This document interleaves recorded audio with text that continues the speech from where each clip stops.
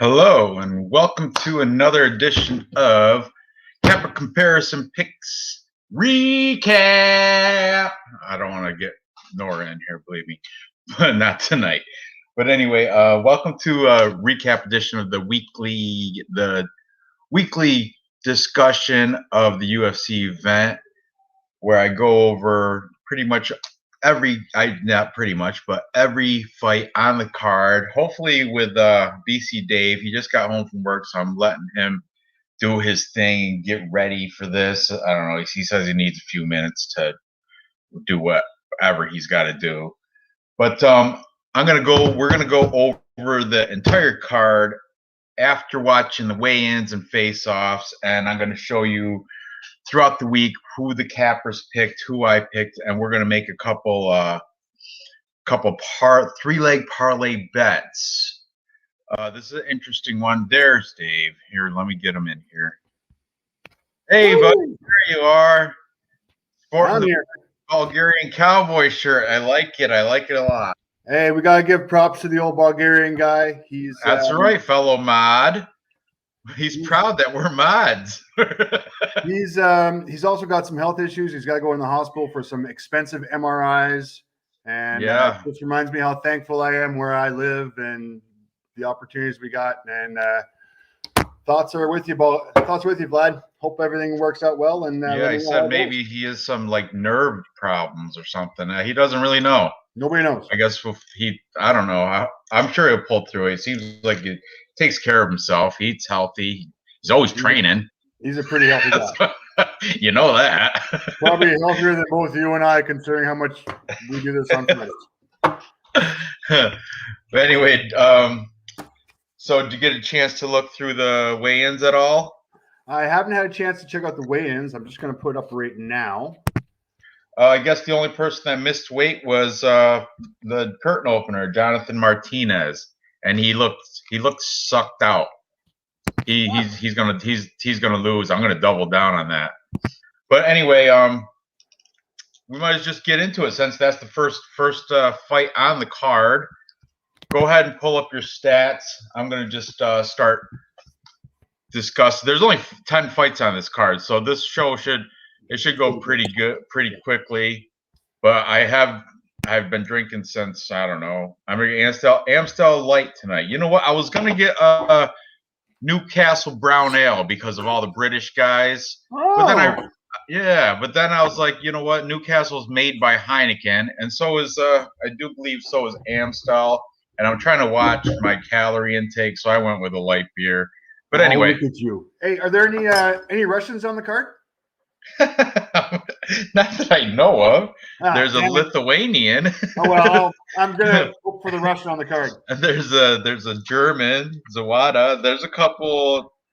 Oh, Sergey Spivak. He's a Moldovan, but I think he's training out of Russia. Wow. Training out of the Strela team. So whatever. You don't need a reason. Just whatever you want to do, buddy. Okay, but anyway, let's get into this. Oh, look at real news. Martinez and Rojo is off. Is it because Martinez missed weight? I thought they're still going to go with it. I thought he was close enough that he could still just pay his portion of the purse. Fill me in, real news. I watched the weigh-ins, but I kind of listened to them and watched them on the way home from work, or on my way home from work to the bar.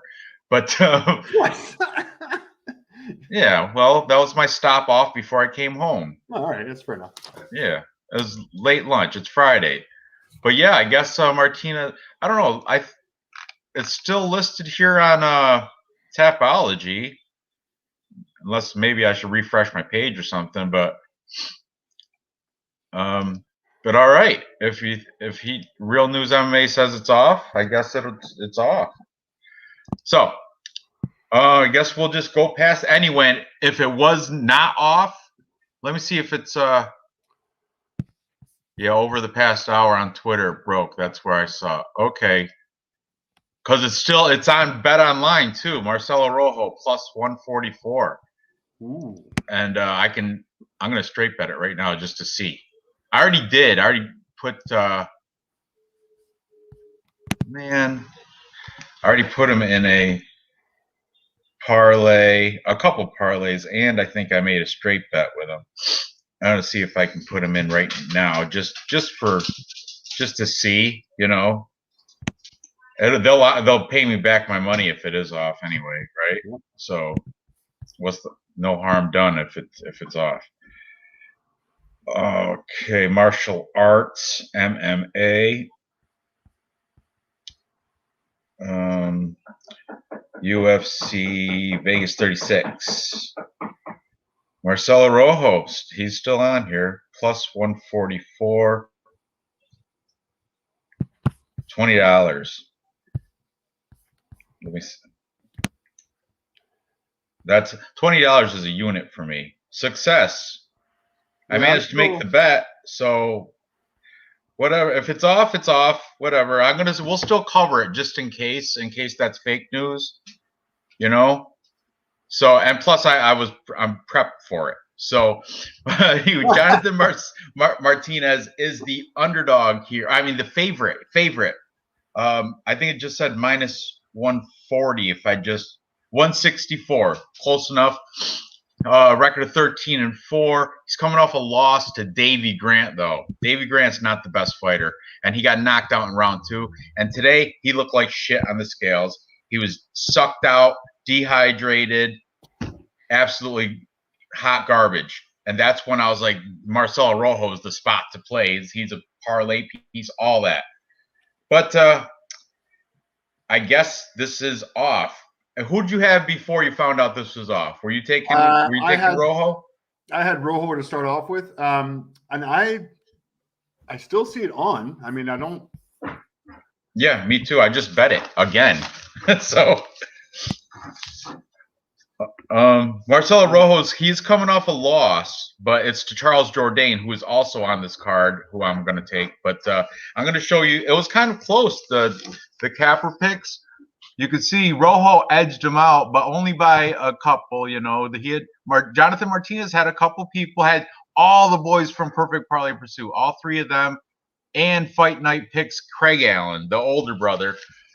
There were all 4 of those guys would go for the Dragon, Jonathan Martinez, but I guess it's off. But if it's not off, I just doubled down my bet on Marcelo Rojo, because the weigh-in and face-offs, and I had him prior to that anyway. I don't know where Dave went to. We lost him, but I'm sure he'll be back. There he is. What happened there? Fat fingers closing windows. Oh, looks like you're rolling a joint. Fat fingers rolling a joint. That's a really good idea. Anyway, okay, let's get back to this. So whether it's off or on, we're both taking Rojo. And you know what? I'm going to put a star by his name just if it's still on, I'm going to put him in a parlay, in our parlay that we make. Yeah. And if it doesn't count, it'll be a 2-fight parlay. Better chances of winning. But anyway. Rojo taking this guy to the ground too, real quick. Yeah, me too. He's not, he doesn't want to stand with him. He's going to take him to the ground real quick, and he's going to school him on the ground. And Martinez has no ground game. Double amen, real MMA news. There's a couple of mosquitoes in here. I don't know where they came from. Anyway, moving up the card, we have the mean mugging Dolce Lunguiambula taking on Marc-Andre Barriault. Now, Marc-Andre Barriault came in. Both these guys came in very big, looking good on the scales. Barriault does have a tad bit of a size advantage. I think it's a couple inches. I think. Let me pull up the sheet. There he is. Yeah, he's got 5-inch height advantage. However, Dolce Champion has got a 3-inch reach advantage. He fights out of South Africa, though. And the South Africa regional scene, aside from Dricus du Plessis, I don't know anybody that's come out of there to the UFC. So, I mean, you can take that for what it is. However, Dolce is 4-1 in his last 5. Let's pull up his Tapology really quickly.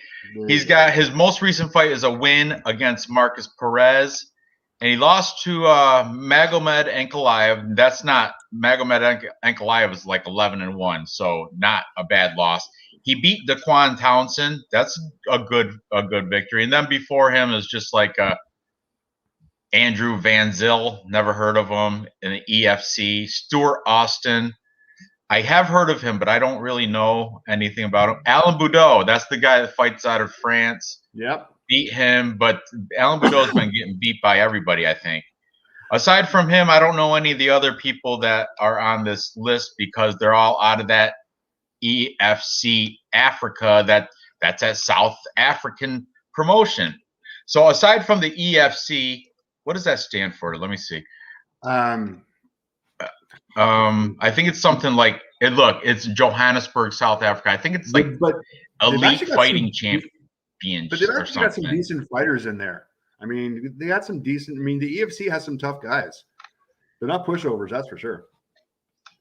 Yeah, I guess. I mean, I'm looking through their last event here, and I don't recognize any of the names. But yeah, I'll give it. It's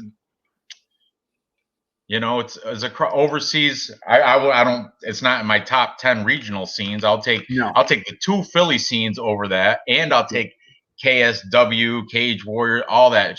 Yeah, this doesn't rank high on my list of the top regional scenes. South Africa. You know what? I would compare it to nice back scratcher. I got one of those too. I thought you're using it to scratch your back. I would compare it to like the Alaskan scene, the Alaskan regional scene. Wow, Alaska's a little for bit real, honestly. Because it's hard to it's hard to judge people coming out of that South African scene. But Dolce Lungiambula, I just went through his quick record. Let's go through. He is mean mugging in that Tapology picture. Let's look at Marc-Andre Barriault, the bigger, taller guy. Look at his Tapology picture. Got the 2 belts on, coming out of what's his regional scene? He's Quebec, from my hometown. Oh yeah, there you go. Oh yeah. Anyway, he was in his regional scene is called TKO, and that is out of Quebec. Yeah, there you go. And look, and he's the headliner in there in this one I just pulled up, just random. And yeah, he was rolling through that scene, power bar. And then when he came into the UFC, lost. He's got 3 professional losses, and they're all right in a row. He's got 4. He had one way back in 2015 again in some, I don't know, just a split decision loss to some nobody when he first started out, like his 4th ever fight. But anyway, most recently he's lost to Andrew Sanchez, Christoph Jotko, he's good, and Jun Young Park, all in UFC. So yeah, his scene on the UFC has not been the great. However, he's coming off a win against Abu Azaitar, who's decent. And before that, he had the no contest because of not marijuana. It was because of Ostarine. They found Ostarine in his system, and that was against Oscar Pichota, who's decent, and he beat him by uppercut to ground and pound round 2, overturned because of the Ostarine, which he unintentionally took from what I heard. I guess his trainer gave it to him in like his vitamin packet or some shit. I don't know, whatever. Everyone's got excuses, right? But anyway, Marc-Andre Barriault still looking like he's on it. He's looking great. I don't think he can look better than he was in the weigh-ins today. He looks beast. And I'll show you. Hold on. I'll show you real quick there's more people taking Dolce Lungiambula than Marc-Andre Barriault. Pain fight predictions. You know who that is? Do you? Yep, I do. King of Crackdowns. And Burt MMA. Burt is young. Over the other side, only people taking Marc-Andre Barriault was James Lynch, and Ray from MMA Pick'ems Contest, and me. And I said within distance for my boy. Look at right there circled. Osterine against Oscar Brachota. But I don't fault him for that, though. That's I guess Sugar Sean O'Malley, he also has been busted for Osterine. He got a 6-month suspension. Anyway, it's kind of a lot of people were doing it before the doping commission said it was a no-no. Yeah. But yeah, I'm gonna take and he is the favorite here. I'm gonna pull up his Tapology. He's a -170. Dolce is a +145.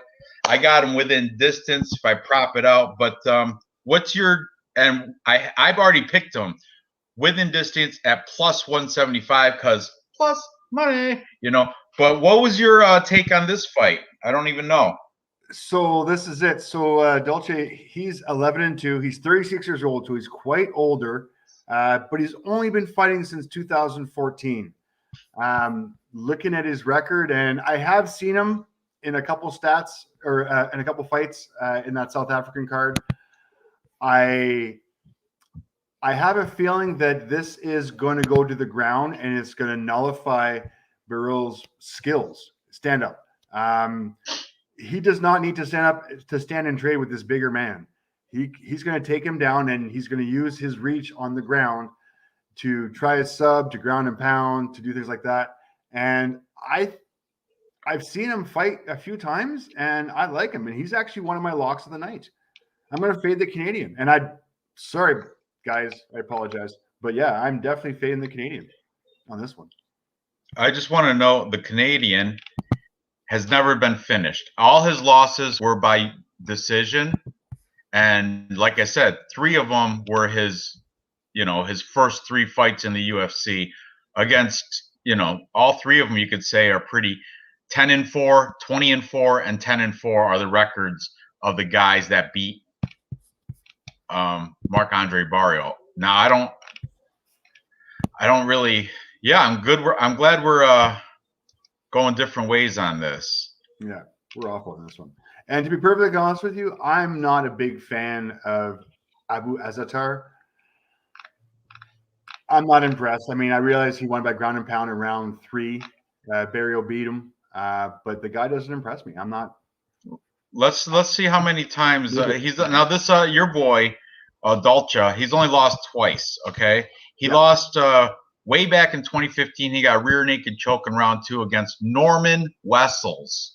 Norman Wessels choked him out, and then most recently he got a front kick in round 3 against Magomed Ankalaev. And Magomed Ankalaev, I would have thought that would have been the submission. But let's see how he's won. Yeah, but let me say, he lost against Magomed Ankalaev in 2019, and previous to that, his other loss was in 2015. 15, right? I know. Then he went against a bunch of these unknown guys. Dequan Townsend is not unknown. He's the only one, and right. Marcus Perez is not unknown. I guess you're right. Everybody else though. Stuart Austin. These are not unknowns. I'm telling you. I gotcha. I know. I'm fading the whole. Good. I'm glad we disagree on here. This guy Dolce. I like Rojo at plus money, and I like Dolce at plus money. Plus money all night long. All right. Good. Bro Picks gets his eyebrows done once a month. Just he gets the waxing just to straighten them out, make them nice blocky eyebrows. When did I say that? Oh my God, that was a long time ago. That was a super long time ago. Yeah. Bro Picks is the reason I picked that Brady Highstand last week, and man, so close.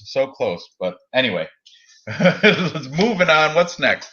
Next fight we've got going up the card. I did these out of order. Oh, here we go. Charles Air Jourdain and Juicy J Julian Erosa. This is going to be a little interesting one. Let me flip to it. It was on my first show. Here we go.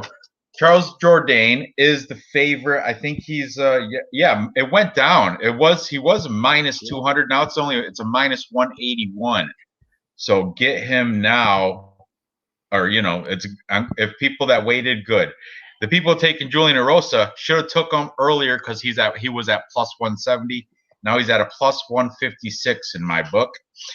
Charles Jourdain is coming off a win against Marcelo Rojo, who we just spoke about. Julian Erosa is coming off a loss to Swung Woo Choi, ground and pound round 1. Julian Erosa does have the height, 4-inch height advantage, 5.5-inch reach advantage. However, he's 7 years older, which people tend to fade that. And he's fighting out of Yakima, Washington, Yakima MMA. Charles Jourdain's fighting out of Canada. That's right. I'll cheer for this one. Academia Pro Star in Canada. I don't know anybody comes out of that. I think he's got a brother that's also out of that place, but he is a BJJ black belt, Charles Jourdain. Julian Erosa, I don't know. I don't think he is. I think he's more of a stand-up guy. But Charles Jourdain also can strike. He did take out Rojo TKO in round 3, and that was just in March of this past year. So he's been on the scene for a bit, active. He's 11-3-1. Julian Erosa 25-9, almost double-digit losses there for Juicy J. But I'll show you real quick. Charles Jourdain did get the capper majority just by one set of cappers, though. Well, all the 3 guys from Perfect Parlay Pursuit. But the thing is, a lot of those, if one agrees, they tend to all agree. Yeah. Stat Diggers, Wheezy, and DFS, and both Fight Night Pick Brothers, all. So that's 5, 6, 7 people picked Charles Jourdain. Mitch from Real Quick Picks and it's your boy eBay's. They're the only 2 picking Juicy J. What's your take on this catch weight fight? 150. They both weighed in at 149.5. Yeah, I know. This is a solid bout with 2 guys that are going to throw and throw hard. I like Jourdain in this one, but I really, man. The one thing I'm pretty confident on, and I'm putting money on, is this fight's not going the distance. These guys, I mean, Violence Bet. Let's have a look at their records here. Violence Bet is plus money too. Yeah, within distance here. If you look at Jourdain, he's got his last win was a round 3 knockout. He did lose a decision, a couple of decisions, but then he's got a left cross as well. And there was split decision, a guillotine choke over Morgan, a rear naked choke over Genero, a knockout in first round over Martin. Like, these guys are going to throw. And even if I look at Julian Erosa, here we go, Juicy J. Juicy Day, ground and pound, round 1. Flying knee, round 1. Darce choke, round 3. Choke, round 1. Head kick, round 3. He did lose a unanimous decision in 2019. Previous to that, KO. He has been knocked out, though. He's been knocked out or getting knocked out. Very few decisions in both of these guys' records. Between Jordan and Julian, I'm going to lean Jordan. And with the information I got to lean him within distance to even give me more plus money. So I've got a little bet on Jordan within the distance, but I got a healthy bet on the fight not going the distance. This one here, minus 2.5 rounds. Let me see what I got that on.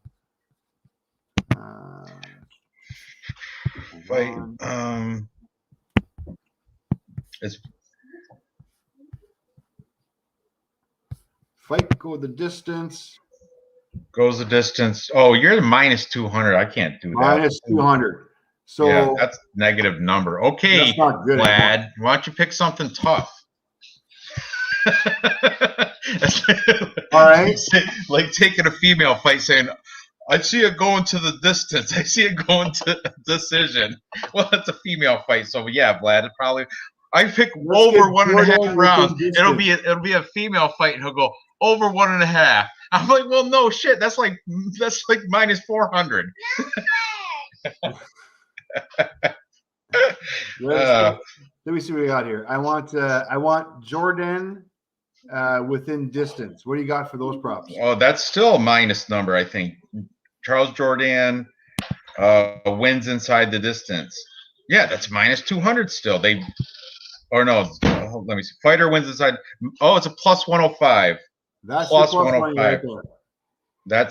I'm going to say Jourdain by TKO, and I'm going to round pick it. I think it's going to happen in round 2.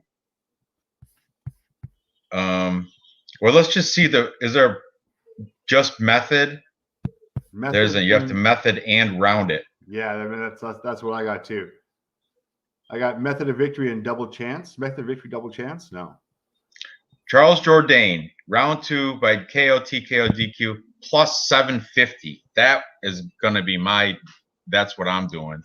If it's by first round, which right here, Noah Allen, he's saying Jourdain round 1, that's plus 350. Plus money. That's a good one too.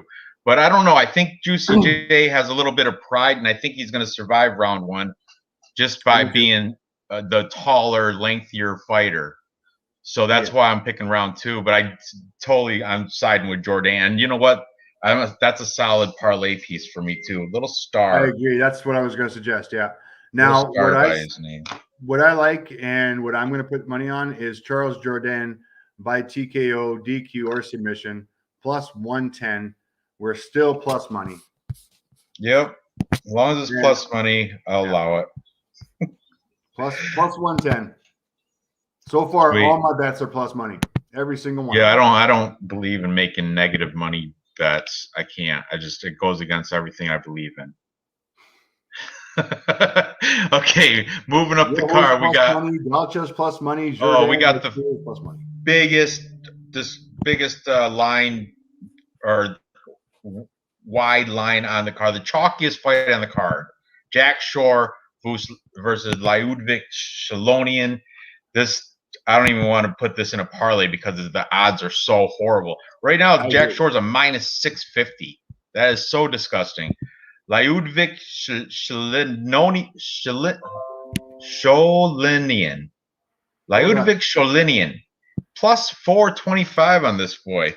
Let me pull up, because you know what? I took some notes. It was definitely a full capper consensus. I'll show you that right now. Not a single soul. I don't even know anybody anybody at all taking Sholinian. I think maybe his coaches and his mom, but aside from that, I don't know. Let's see what Tapology says about this fight. There's got to be somebody, but let's see the percentage at the bottom here. 5%. 9 of the 1,884 predictions, 95% of them are taking Jack Shore. Only 5% are taking Sholinian. But you know what? This might be. I mean, yeah, Jack Shore is undefeated and all that, but I just want to mention that nobody seems to mention this, but this Lyudvik Sholinian, he was on the Ukrainian national wrestling team, like the Olympic competition, kind of like the guy that was on the Georgian team that beat up who I'm talking about. He beat up. No, I do. But what's Jack Shore's takedown defense? 100%. Yeah, Jack Shore's beast. 100%. Hey, Bert.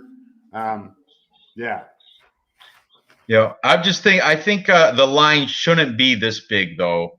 I realize this guy's he lost in the Ultimate Fighter, but he does have a win against Vince Cachero, who was a UFC fighter, and I like that he was on the Ukrainian national team. But I might just put a little hedge bet, a sprinkle on the Armenian Ukrainian. He does have 2-inch height advantage. In the face-offs, they both looked good, and he's 5 years younger too. Jack Shore, yeah, Jack Shore is 5 years younger. I know. I'm not putting any money on Jack Shore just because there's no value there. It's like, it's like exactly picking why a I chalky walked horse. away It's from not this worth one. the bet. You know what I mean? Worth the bet. And It's to be not honest worth the with you, risk. I don't have any info on Ludwig Chanelian. So if I can't get any info on him, I'm not putting money on him, and the value is just not there. I'm not even putting Shore in a parlay. Me neither. No. It'll drop the parlay value down. He's such a chalky favorite. Yeah, not worth it. Right. Yeah, that is like a lot of people would call their lock of the night. I'm staying right clear of that shit. It's a trap. A lock too, but I'm not putting any But- money on it. It's not worth it. I mean, I'm a I don't even think player. he's the lock. I think I got other people that I'm more confident. Only because this dude Shalinian, because everybody's against him, that might be a motivator to, I don't know. I'm just saying. I got Jack Shore winning by decision. And if it goes to decision, because I think it's going to be a grapple fest.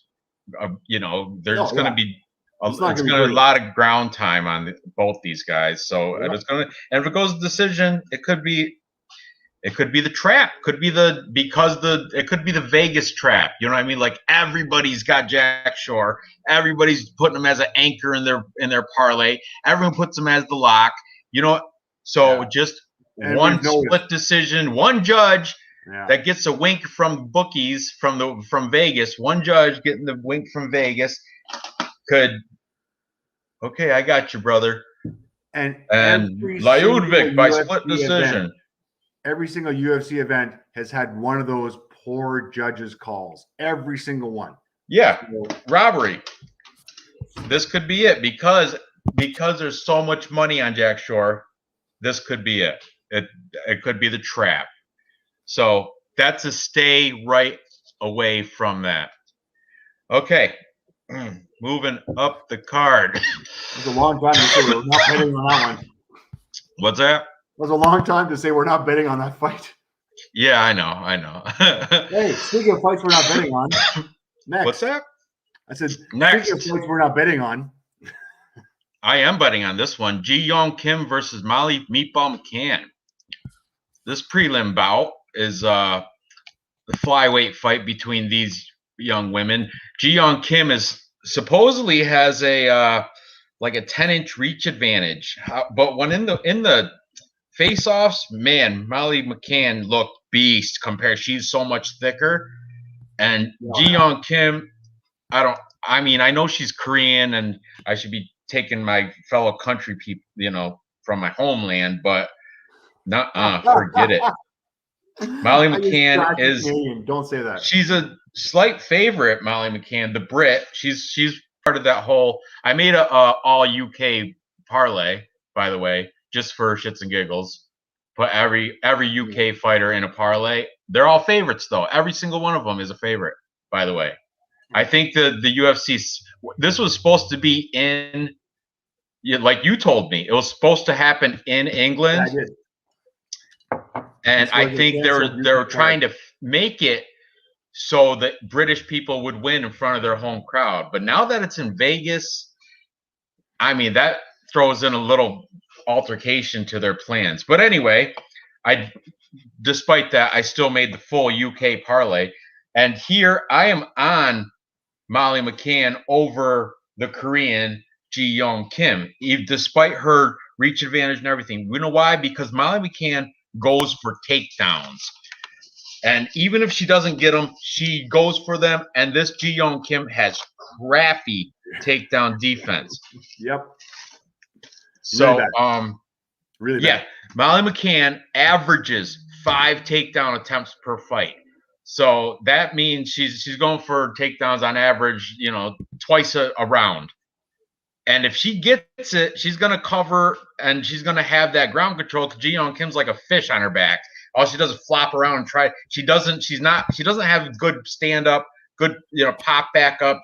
When she goes down, she stays down for the whole round of getting wrestle fucked by Molly McCann. Mm-hmm. And that's how I think she's going to. And the only fights that Molly McCann, if you pull up her Tapology, the only fights she's lost were against grapplers, which Ji Yeon Kim is not a grappler. She lost to Lara Procopio because Procopio is a grappler. Talia Santos, she's a grappler too. Then you go down, Jillian Robertson, she's well-rounded. She punches and grapples, but look, she lost by rear naked choke. Therefore, it was on the ground. I don't see Ji Yeon Kim rear naked choking anything. Vanessa Mello, that was way back in 2015. That was her last fight. So, yeah, also a grappler. But every girl that Molly Mccann has lost to is a good grappler. Ji Yeon Kim is not. Ji Yeon Kim is a striker, and she's kind of like a zombie striker. She'll take one to give one. You know what I mean? She'll just eat punches just so to give her fire fist. That's why her name's Fire Fist, because she does have power in her punches for a female flyweight at 125. But man, after the face-offs, Molly McCann's thicker. She's thick. She's looking like a meatball. I like her. I would double down on this pick. I'm all over Molly McCann. She is a slight favorite, so I have to prop it out to decision, which would be plus 145. Yeah, that's the way I'm going to go. Bet. And I think this one, tinfoil hat on and everything. This one's was tailor made for the UFC British crowd invasion, the British invasion. Let's call it that. This was definitely a favorite one that was just dialed in for her. She's got I think she really picked her opponent really well.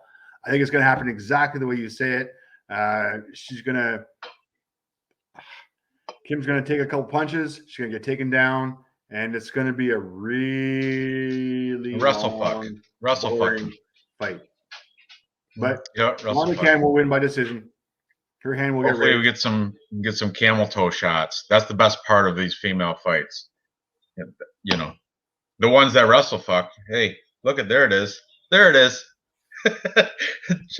every time you see it, drink. Fuck.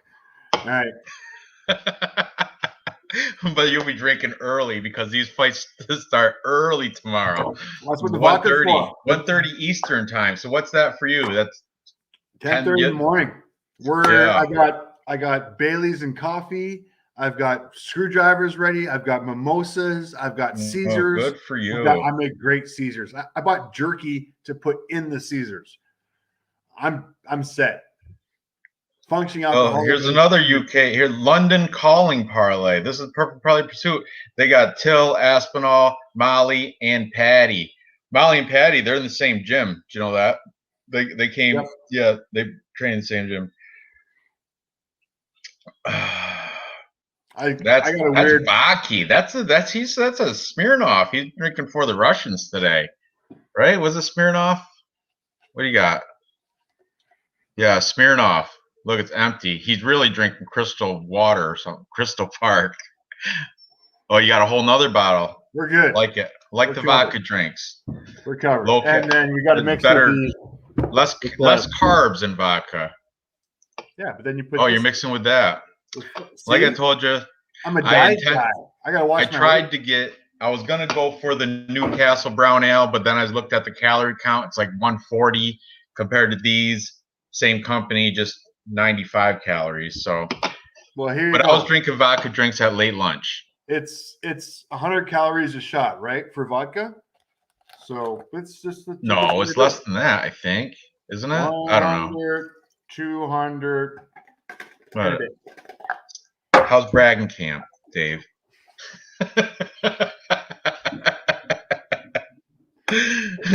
Davey Allen wants you to bong it up. There you go. That's tobacco, people. Hey, YouTube, that's tobacco. That's tobacco. I'm here. I'm there. All right. Next. So we're both on Meatball, Molly McCann. I love her. I like her. I think I'll double down. I'm going to put another bet on decision by Molly McCann for $10. That'll pay out. Pay out $14.50. So it's plus 145. So Oh yeah, that's right. It is legal. I keep forgetting that. I went to a dispensary in Massachusetts like last week. It was a good experience, like an adult candy store. Wow. Literally, literally. Oh, here we go. Here we go. Showtime.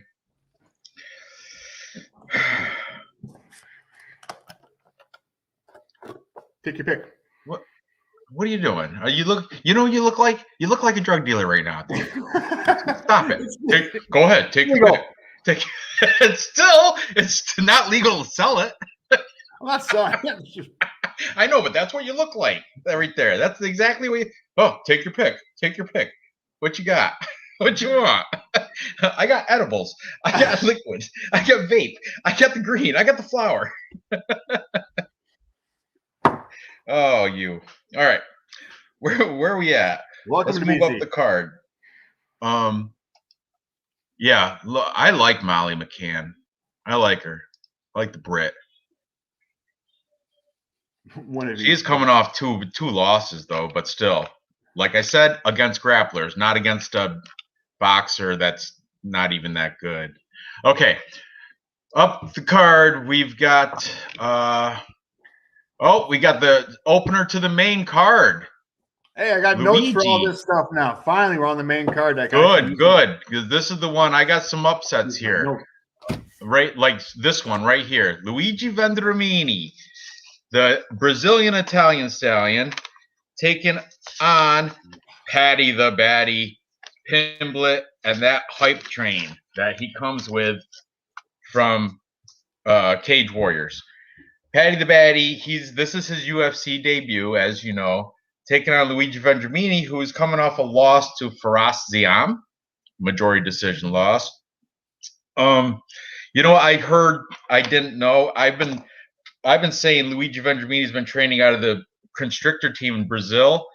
I was wrong. He used to, but from what I heard yesterday or today or something, Factory X Muay Thai or Factory X he's training out of now. So I thought he was in the past, he was training with Hanayaya, Hanato Moicano, but now Factory X, that's in Colorado. Man, I can't think of anyone right off the top of my head that fights out of there, but I know they got a lot of decent UFC pros that fight out of there. But then we got Paddy Pimlet, Paddy the Baddy. Like I said, surrounded by hype because he's been, he's one of those media guys. He's actually got kicked off of Instagram for something. I really don't know, but he was banned from chatting away on Instagram. And he's been running his mouth and saying for a while, and this isn't new. He's known for this, right? And he fights out of Next Generation MMA in Liverpool. The only fighter that wasn't a KSW fighter, or Cage Warrior fighter in that Tapology list was Chris Fishgold, who's not really that good.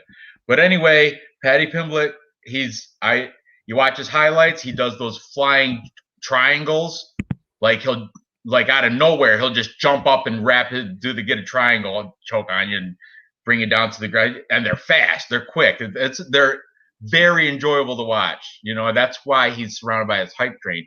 But I don't think that shit's going to happen against Luigi Vendramini. And let me tell you what I spotted during the face-offs. Luigi Vendramini was giving him kind of like crazy eyes because he knows that Paddy Pimlet has all the hype coming in. So he's going up there with a little bit of, he's salty and he wants to prove everybody wrong.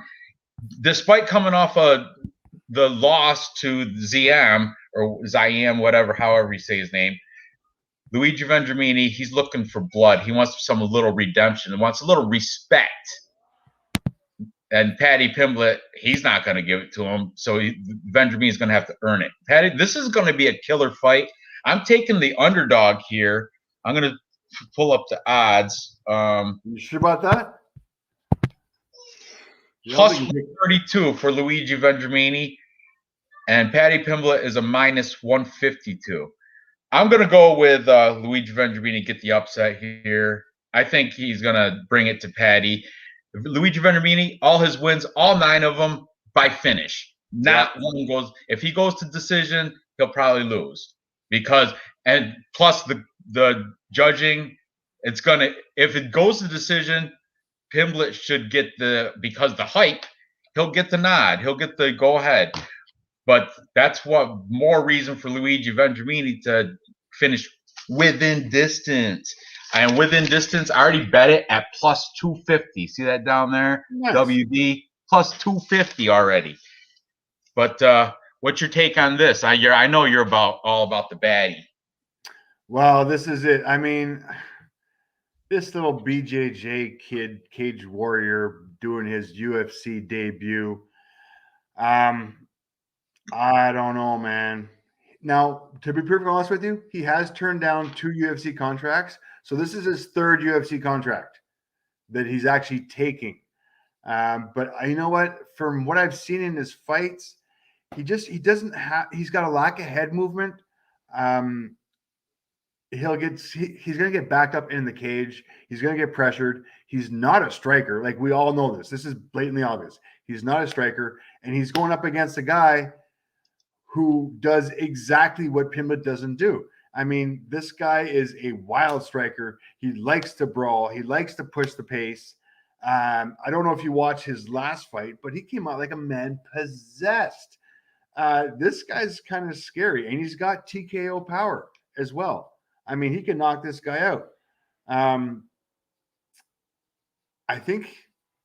know if you want to check his Tapology there, but he's only gone to decision once, right? Who's that? Vendramini. Well, I don't know. I know all his wins are by finish. Yeah, I mean, I think his 2 losses are, I think, by. Well, I think I know one of them was by decision, but I don't know the other one. I don't know. I don't have Tapology up anymore. It's taking. I do. I don't want to drop the feed. Let's see. He lost his last decision by majority decision. Before that, you know what majority decision is? That means one of the judges declared a draw, right? Weak. You're right. So, I mean, it was close. Before that, round 1, head kick and punches. Before that, he lost round 2. Before Who's the knockout loss to? The TKO loss? He lost to Eliseo Zaleski, which, I mean, good fighter. He's 19. What was his record going into that fight, Zaleski? He was 19-5, and this was back in 2002. Yeah, that's a respect. 19-5, that's very respectable. Yeah. So I mean, we're talking, and previous to that, we got knockouts, submissions. So what I see happening in this fight is Luigi pushing the pace, using his striking, pushing him up against the cage, and likely tagging him. I don't see Pimlet being able to take this guy down that easily. He's going to have lots of tries. I mean, he might succeed eventually. But man, people are underestimating how much Luigi likes to brawl and how much he loves to just hammer it. So I'm kind of. He brings the heat. I love it. Yeah, and I was talking to a guy at work today, Alex. Props to you if you're watching. And he was saying, the up and comer BJJ guy, and I get it, but I think it's going to be, especially in the small cage, he's going to be pushed up against the back. He's going to be dialed up. He just doesn't have the striking capabilities, and it's a horrible UFC debut. I can't believe he's turned down 2 UFC contracts to sign for this one. I don't know. I think he's due now, though. The fans are sick of waiting for him to come in.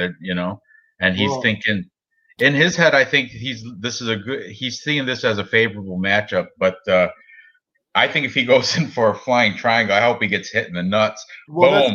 That could totally happen too, because he comes in with those flying triangles. That's crazy, and he loves that. Not against this Brazilian. That's right. His time in Constrictor down there in Brazil, that's everybody's base is BJJ. That's their base. They learn striking second, So anyway, I'm glad you're taking the underdog too. And just like Davey Allen said, overhyped in my opinion. Yep. Oh, definitely. I mean, no, don't get me wrong. The kid's got some skills, and he will be a UFC regular. I'm sure this is a 3-fight contract, and that's probably why he signed on the dotted line, was because he was going to get more than one fight. So I get it, but this is not a good first fight.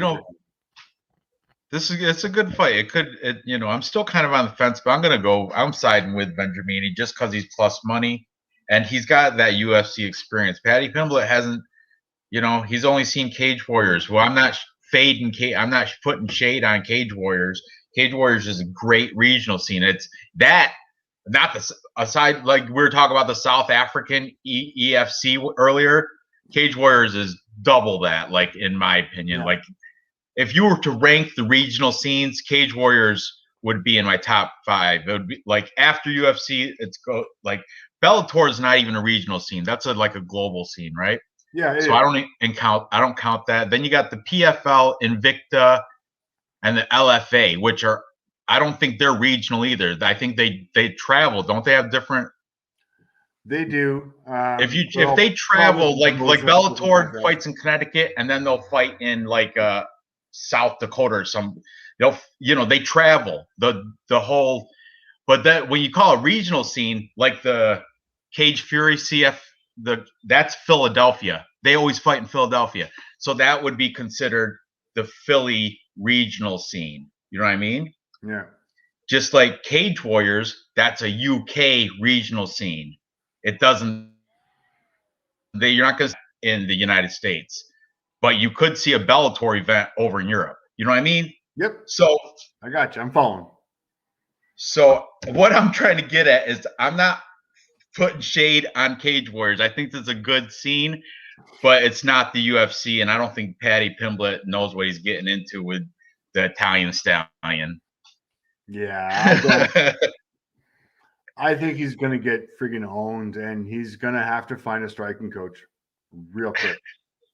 I agree. So I like keep saying regional scene. The region, that's what they call it. All right, let's move up the card. It's going fast now, especially now there's only 9 fights. So what's next, Dave? I lost my contact with Tapology. I think is it David Zawada? No, that's not yet. No, we got Khalil Roundtrees and Modestas Bukauskas. Yes. Khalil Roundtree, Modestas Bukauskas. Now, Bukauskas, I put him in my UK parlay because even though he's Lithuanian, he's fighting out of England. He fights out of on Tapology, his gyms are listed as Blood, Sweat, Tears and Gentis Combat, which are both based out of England.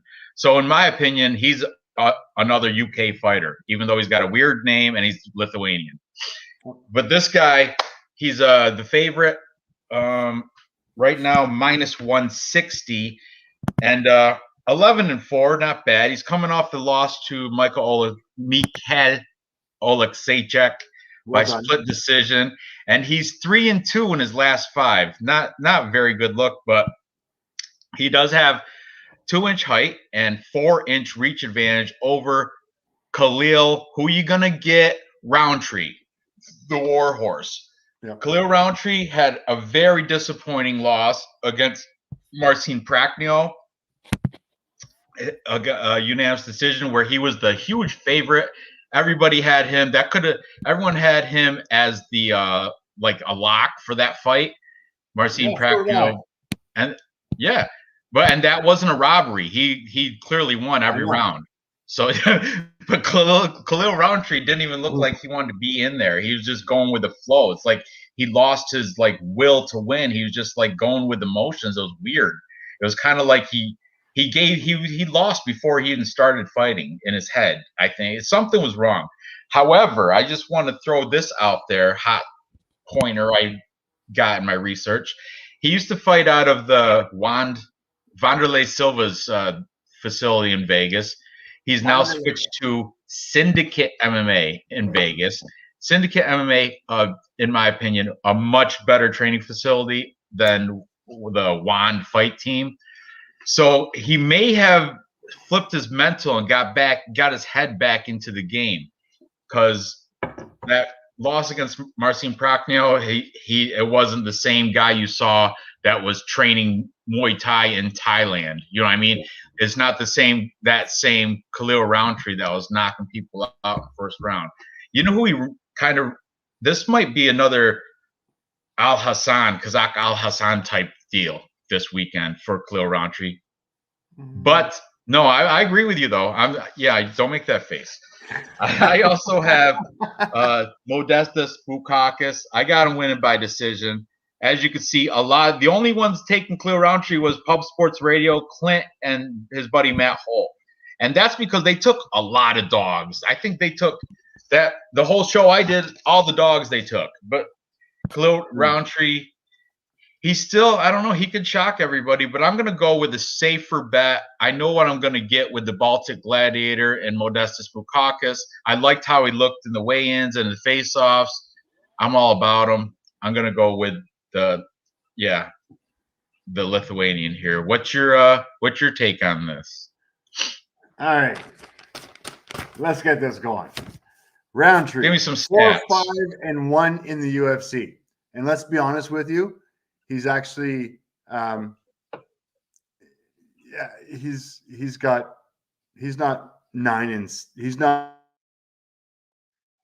he's lost one, or one of his losses which was overturned, was due to the Nevada marijuana decision type of thing.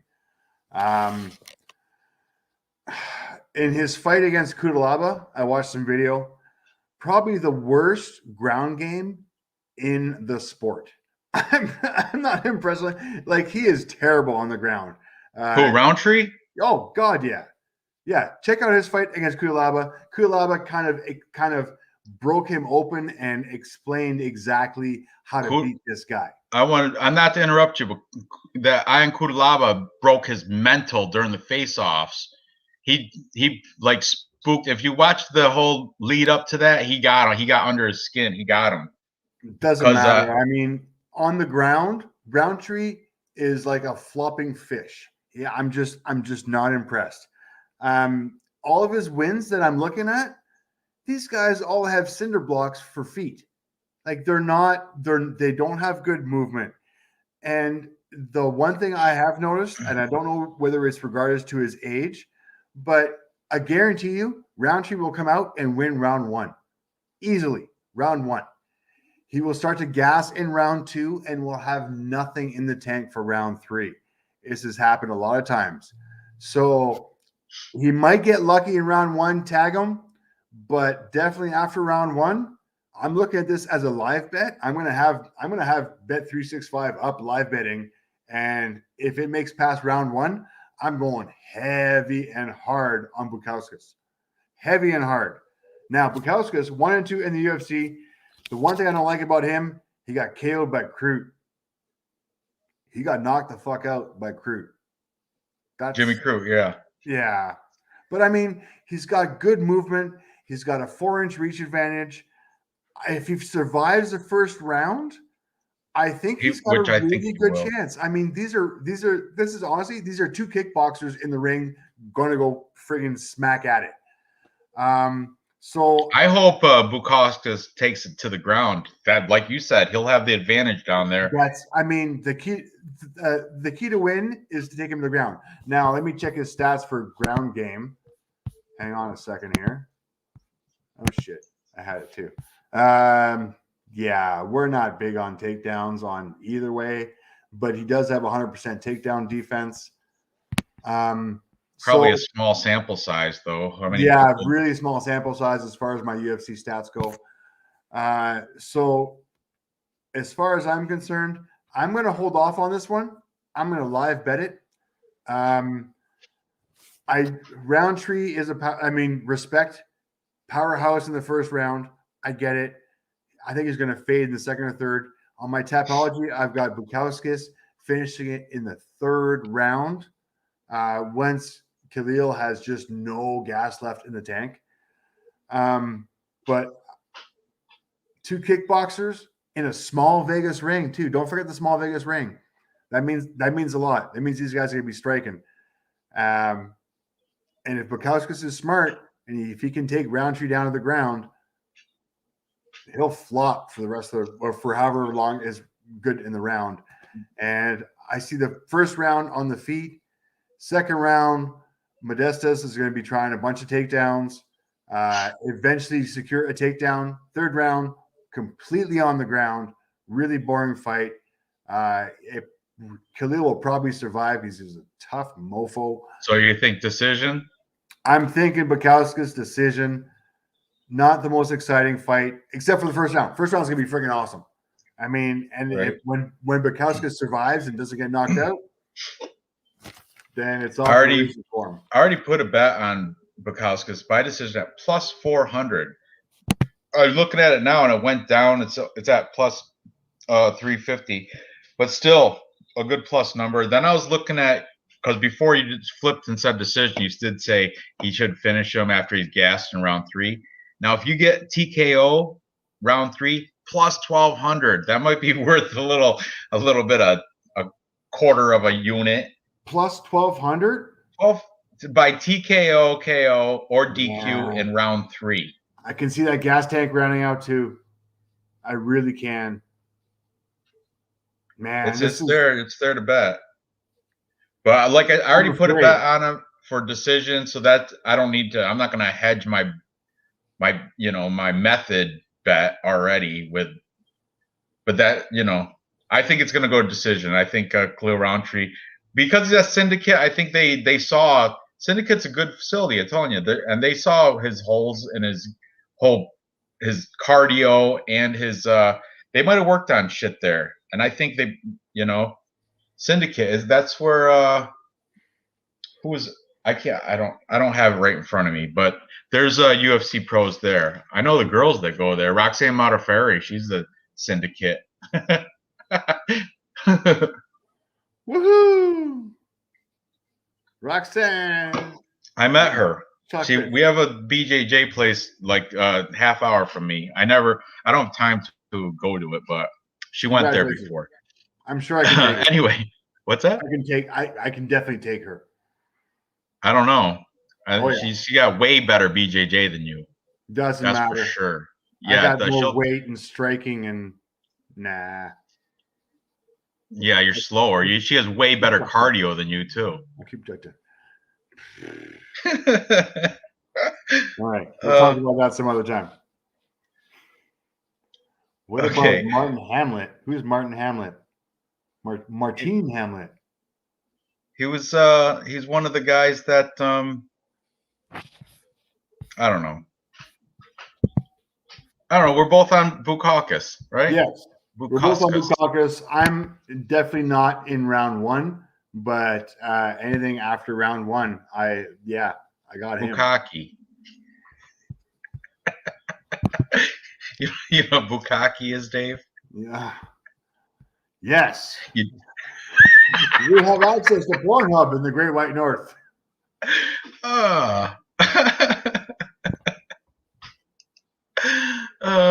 Yep. At the end of the day, we're just guessing. Yeah, I know. But mine are, it's like my guesses are based on a little bit of info, though. Gather the info, place your bets, and cash those tickets. I got some stats. I watch video. I do research. I'm not educated guesses. I'm telling you, one of these times I'll do okay. One of these times, it could be this week because it's a 9-fight card. I might get the perfect card this week. But you're more than welcome to check out my Tapology and see what my winning percentage is. All you guys, Rogue Strummer, Underdogs, Davey Allen, challenge us in what's up, Leighton? Reeecaaap, time check. What's up, buddy? Glad to see you up in a crazy hour. What's the time over there? It's in the AM now. It's like 2 or 3 a.m. or some shit. Anyway, how you doing, Leighton? As I was saying, me and Dave, if you want to compete like in picks, Dave has a Tapology contest all the time, every weekend. And you can follow me, like you can add me on Tapology under, is it Ranj Capper or Capper Ranj or some shit? Something like that. But Dave too, BC Dave. And you can compete against us on these picks without I am gambling. It's just open and free. honest with my picks. It's just bragging rights. You know who else is in there with us? Payne Fight Predictions, aka MMA Genie. He hates when I call him that now because he changed his name for the third time. And by the way, a little shout out to Raymond Reddington, who's been kicking our ass lately. Oh, Raymond Reddington, yeah. Is he Welsh? Isn't he Welsh? No, he's friggin' like Norwegian. He's half Viking. Oh, that's right. I know he's from over there. He's been edging me out by this much, and he's. How did you do last week? How'd you do last week anyway? I did okay. You beat me. I went 6-6 overall. I did okay. I did good on my bets, which is what counts. I don't bet on every single fight, so I did really good on my bets. As far as my Tapology, yeah, I beat you, but I lost to Raymond. Fucking guy. What's that? I lost to Raymond. I have yet to be MMA Genie. Oh, I got him locked up a couple times. Did you? Oh yeah. Put my money where, hey guys, I put my money where my mouth is. I'm on Tapology. You know Everything what? is open. You're all by me, willing to follow, willing to bet. If you watch this show, I'll tell you which ones I actually put money on. But yeah. I actually Mearshart. I hedge bet. I put a hedge bet on Mearshart just because he was such a long shot. Like he was plus 450. I had to. I threw a little bit on Mearshart. Here's Leighton's talking about the Miradov. So it's a little late, Nor. It's 9:30. So when you have your 3 stages of betting, when you have your first initial bet, your after everything else, and then your final after the weigh-ins. I picked Mearshart first off when it first happened. I put $500 on him, and I did good. Yeah, I didn't take him as sub, but look, the sub on that was plus 1,000. I didn't pick. No, I took a little hedge bet, but for Tapology, I took Miradov just like everybody else on Tapology too. And if you say you took Mearshart on Tapology, you're lying. Nope. But I put money on him the first day I saw the odds come out. I put money on him, and then the second aspect of it, when I did my research, I put money on him, and then after the weigh-ins and the face-offs, and after your show, I switched. But I still had money on him, which paid off for me. That's like this week. I'm telling you, that Shalinian, everybody's got their money on Jack Shore. Everybody likes Jack Shore. Everybody likes Jack Shore. That's why that could be, if it goes to decision, that could be, it's a trap. It could. Jack Shore better hope he ends it so it doesn't get the decision. That's all I'm saying. Yeah, I'm very much looking for this round sheet because the first round is going to be amazing. I think Bukowskis might be able to finish in the second or third, but it's going to be a fun, like two kickboxers in a small ring. Man, the violence is going to be coming. It's going to be fun. Well, the over-under on my book is. But I don't like Jack Shore. I know. It's set at 1.5 rounds. And the under is paying out plus 126. Anyway, let's move on to Great White, Alex Morono, and David Zawada. That's next, right? Saget. Let me catch up. I'm a little bit delayed. Look, Leighton. Oh. Agreed. Jack Shore is the Miradov. It's the trap. I mean, yeah. Yeah, I can't bet against him, but I'm not betting him at all either. Not at minus 650. Ugh, that's disgusting, right? I only do plus money. That's it. I don't get minus 650. I'm not even putting him in a parlay, nothing. I'll pick him on Tapology. That's about it. Actually, I'm thinking about putting a sprinkle on that other guy. What's this? I can't remember his last. Shalonian. What the fuck? It's not that hard. What? Dude, seriously? Huh? It's not that hard. Get your shit together. Whatever. What's his name then? Shalonian. I don't know what the fuck. Let me put it. Yeah, it's not that hard. Lyudvik. It's not even Ludwig. It's Lyudvik. There's an I in there. Lyudvik. Shalinian. Shaolinian. Like Shaolin monks. You know how you spell Shaolin monk? Shaolin. Shalinian. Is it show or shao? Shalinian.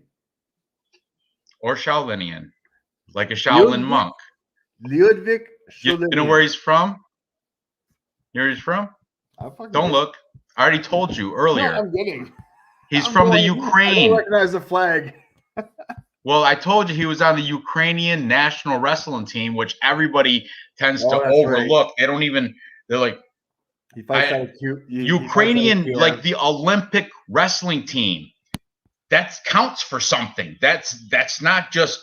Oh yeah, I wrestled a little bit in high school. No, he was on the Olympic Ukrainian national team for wrestling. Yeah, that's got to count for. Huh? He's beat nobodies. Like guys with 0-0 records, 0-0 records, 0-0 records. He's a nobody. He's a nobody too. Since 2018, he's got 4 fights with 0-0, like guys who are just starting off. And of course because he was just starting off too. What was his record going into those fights? 2-0-1, 3-0-1, 5-1-1, yeah, 7-1-1. You're not gonna have that record, you know, against a guy who's 0-0.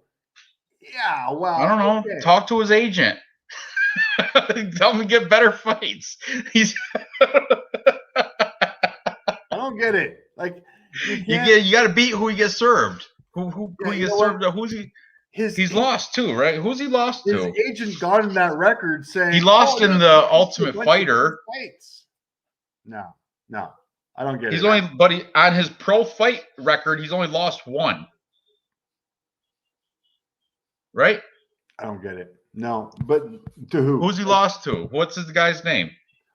He's lost 1 time. Sholinian. Sidemar Honorio, who was, by the way, 12-6. 12-6. So the only guy who's ever had experience beat him. Everyone else who's had no experience, he beat. I get it. All right, fine. No, I'm not impressed. You know who else? Fought a bunch of cans? Giga Chikadze. He fought a bunch of cans too. And look what happened last week, right? He fought a guy that was like 6-30, and people were saying the same. Look at the people he's fought. But you know what? You beat whoever's gets served up in front of you. I picked Giga, by the way. Check my Tapology. I know. I picked against him. That's why I went 6-6. I lost that fight. Good on you. All right. What we got next? 100%. I got nothing to hide. All right. Who we got next? All right. Where's David Zawada, Saget, Alex Morono? What you got? Ice cream? Can you go into the cream fridge and get me one of these? What are they? Hmm? Can I have one, Nora? What is it? It's a beer. Can you give me one, please? In the cream fridge. Go. I want one too. Wait. I want one too. You have something. Go. All right. David Zawada, Saget. You know who Saget is? Yeah. Do ya? Yeah, I do. The video game guy from Street Fighter. Yeah, I know. I used to play the game when I was a kid. I'm that old. Gray hair somewhere. He was the one from Thailand with the kickboxer because he had the things tied around. I don't know. Anyway, Alex Morono, the Great White, fighting out of Fortis MMA. But you know what? David Zawada, he used to fight out of Dusseldorf, Germany. No longer. Now he fights out of American Top Team in Coconut Creek, Florida. Yeah, David Zawada now fights out of ATT, American Top Team, probably debatably the best training facility in the world. It's getting up there. I favor, except for till Corona, I was all over Tiger Muay Thai in Thailand. But I guess Corona really put a hurting on that because they closed down for an extended period of time. So all the fighters had to travel and fight, train everywhere else. But they had a great lineup of pro fighters out of there. But now I agree. I think, thank you, sweetie. I think American Top Team is definitely in the top 5 best places you can train. You got a whole nother bottle right next to you.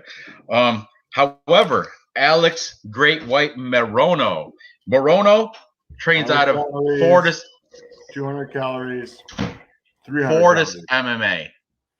You know who else trains out of Fortis MMA? Diego Ferreira. A whole bunch of people do. Abdul Razak Al Hassan, who just, that fantastic kick knockout first 30 seconds or something. Jeff Hands of Steel Neal and Ricky Tercios. You know who Ricky Tercios is, right? The Ultimate Fighting Championship, the tough champion. But still, David Zawada's got so many more people at American Top Team. So I don't even want to get into that list. But anyway, Alex Morono is coming off a win against the aging, old Donald Cowboy Cerrone. But he took care of business, though. Knocked him out first round. Took care of business. Where David Zawada coming off a loss. He knocked out like a geriatric cowboy? And you talked to his agent. He beat whoever they put in front of him. Cowboy happened to be the guy. How else you going to do it? Knock him out? Yeah. Or you want to take him to decision? No, I'm just saying Cowboy probably had like wheelchair parking access.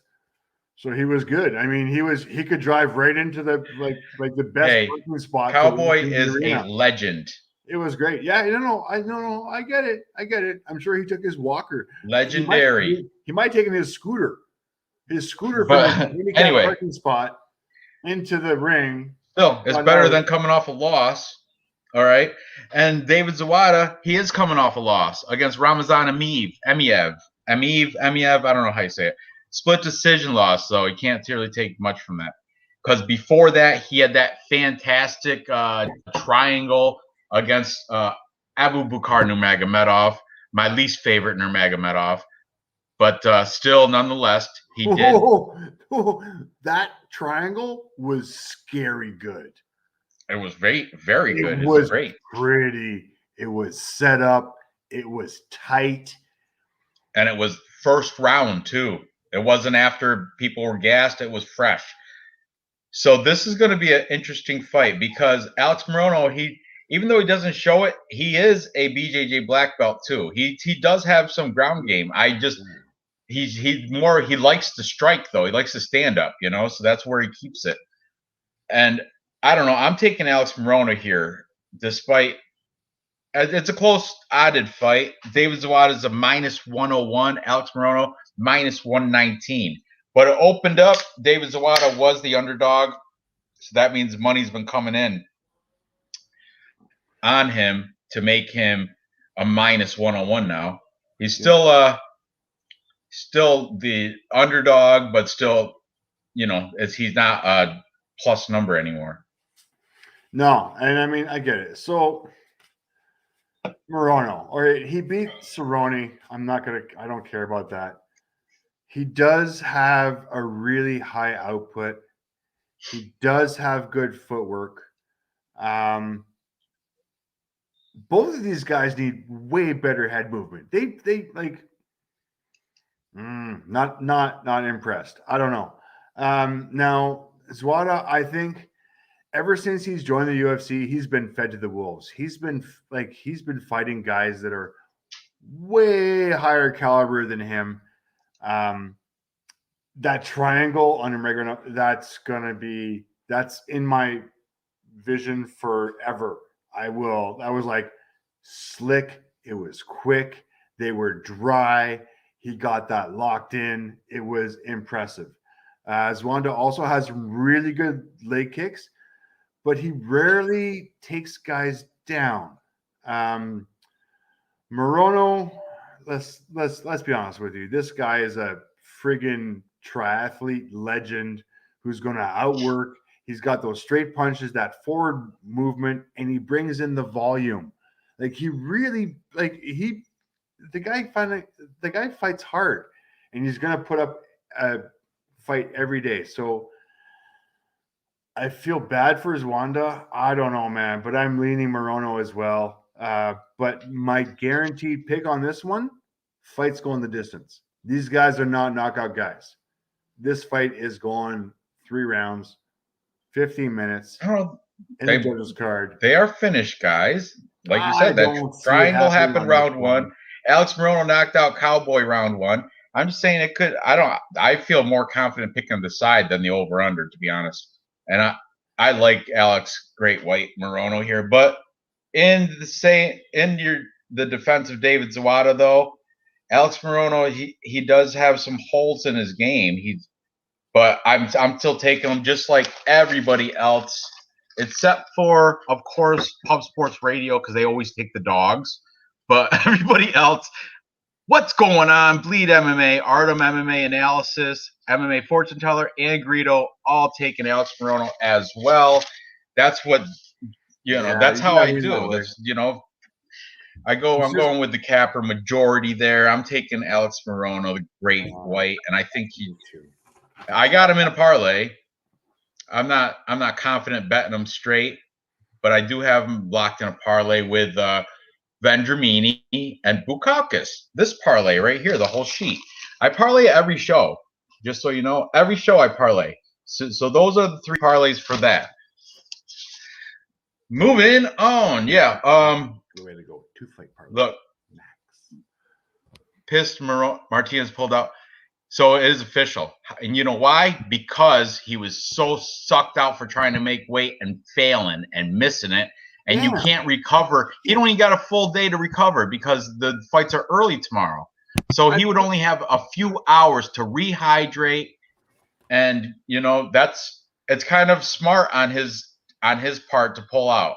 Because that whole, he would have went in there like he would have got ragdolled. He would have got beat up, and he had, Damn it.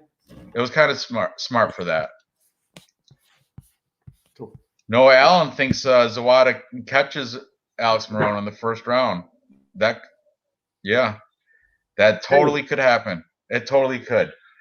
That's why I'm not betting this, but I do have Morono in a parlay, like I said, and I think he's going to win by decision. Who told us that at the beginning of the stream? Was that Real News MMA? Yeah. Yeah, it was Real News. I don't know what happened to him. I don't know if he's still watching. Hey, Real News MMA, thank you. Props out, your accuracy. I didn't have the information. I didn't either. I put a bet on him just to see if I could. on Rojo. I doubled down. Thanks, homie. Anytime, man. All right. What's next? Moving up. Are we into we're into Aspinall Spivak, man. Wow, co-main event already. Yeah, here we go. We're here. All right. This is an interesting fight. I mean, not really. Everybody in the world's on Tom Aspinall. But I'm going to, including me. He's, in my opinion, the best striker in the heavyweight division. By far, too. I don't even like when it comes to who's the best striker in the heavyweight division. Tom Aspinall, without a doubt, by leaps, I think. I don't know who's after him. Ngannou? I mean, or Jairzinho Rosenstruck? I don't even know. Who's number 2? Who cares? Tom Aspinall's the best striker. Chris Dawkins maybe. But not even. Chris Dawkins is a more I don't know. Anyway, I am super high on Tom Aspinall. However, I am going to make an argument for Sergey Spivak just because the show. First of all, Sergey Spivak, the Moldovan polar bear, right? He came in today at the face-offs weighing 138, the lightest he's ever been. Oh, good one. Yes. 238. Touche. You're drunk. I am. I know. Yeah. Cyril Gane is definitely number 2. Okay. Thank you. Noah and Ty Garcia. Thank you. I will make this argument. Cyril Gong is by far the best heavyweight in the UFC right now. Guaranteed, bar none. 6'5", 265, moves like a guy who's 205 pounds, bounces and strikes and picks his, oh my goodness. I think, I hate to say it, everyone thinks Cyril Gong is boring. I think he's the best fighter in the UFC. I think he will school Ngannou. I want to see him fight Jones. I don't care what weight. I'd like to see him both fight him at like 230, 240. Man, this Cyril Gong's a real thing, and investor money. Yes. Too bad he's not fighting on this card. We're talking about Tom Aspinall. All right, So, fine. as I was saying, I misspoke and I said 138. I meant 238 for Sergey Spivak. 238. And this 238 is the lightest he's ever come in. And if you look at his two losses, he has two losses. He has that loss. He got knocked out by Walt Harris. I agree. And in Walt Harris, he weighed, I think, like 254. Slow, flabby. You know, he got knocked out.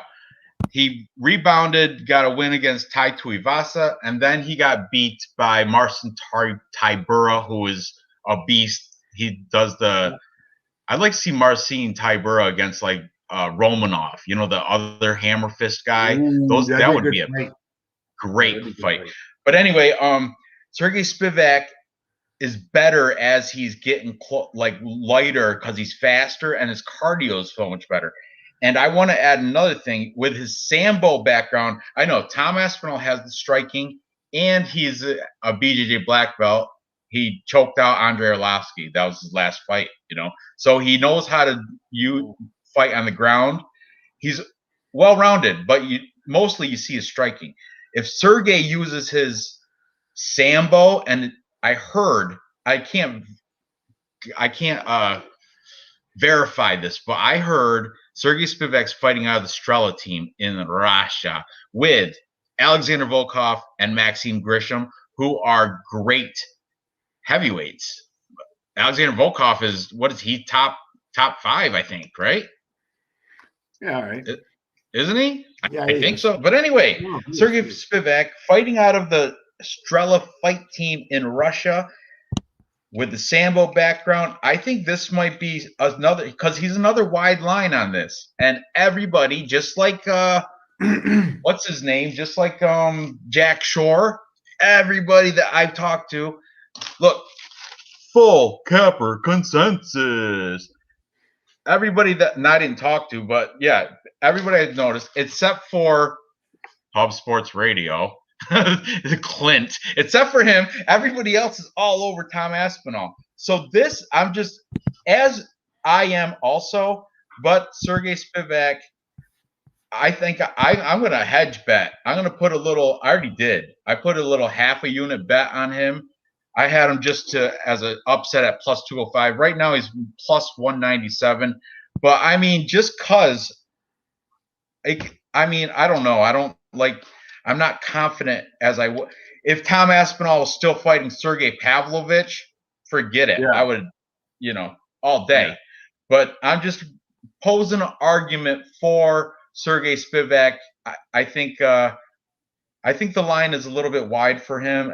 I think it should be a little bit closer. That's all. That's all I'm saying. Tom Aspinall still should win this, but don't be surprised if he doesn't. I don't know. Sergey Spivak looked good in the face-offs. So go ahead. What's your take on this? Ooh. Line me up. Let's go. You got stats written, don't you? Do you have stats written? Do you have like takedown, all that? I got everything. All right. So we got Spivak. He's got lower output. I watched his videos. He overreaches on a lot of his punches. He's going to look to take Aspinall to the ground. It's not going to happen. Aspinall has good takedown defense. Do you have Spivak's takedown accuracy by chance? Do you have that? Stand by. Clickety click. Sergey Spivak, takedown accuracy 63%. Just by the by, Tom Aspinall's takedown accuracy 100%. Submission per 15 minutes average, Tom Aspinall 1.8, Spivak 0.2. But regardless of whatever that is, let me give you a little bit of history on Aspinall. And keep in mind, this is a British card. His last fight was Arlovsky. He submitted Arlovsky. That's kind of cool for a striker. Don't get me wrong. Arlovsky's an experienced guy. He's been on the ground lots. He would Rear not naked get choke submitted easily. Yeah, I know. It's nice.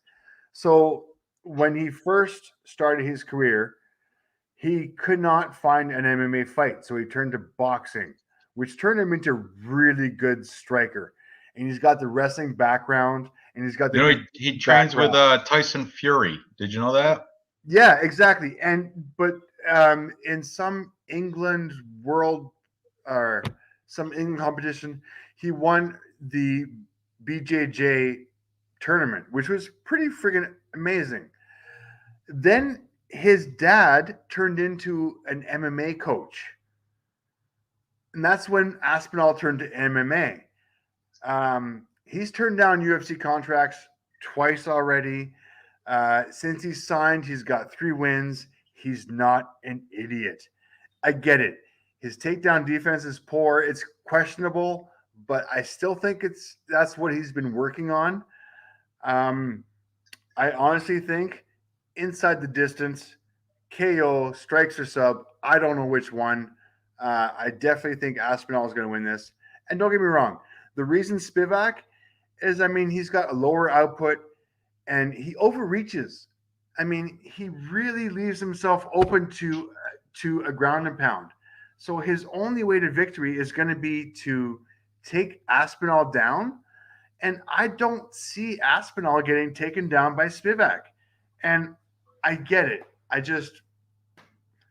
Aspinall's never been submitted. And you're going to tell me that Spivak is all Speaking of that, so how those Aspinall's got 2 losses. Can you tell me who they're to and how? I'm just curious. I don't have Tapology up in front of me.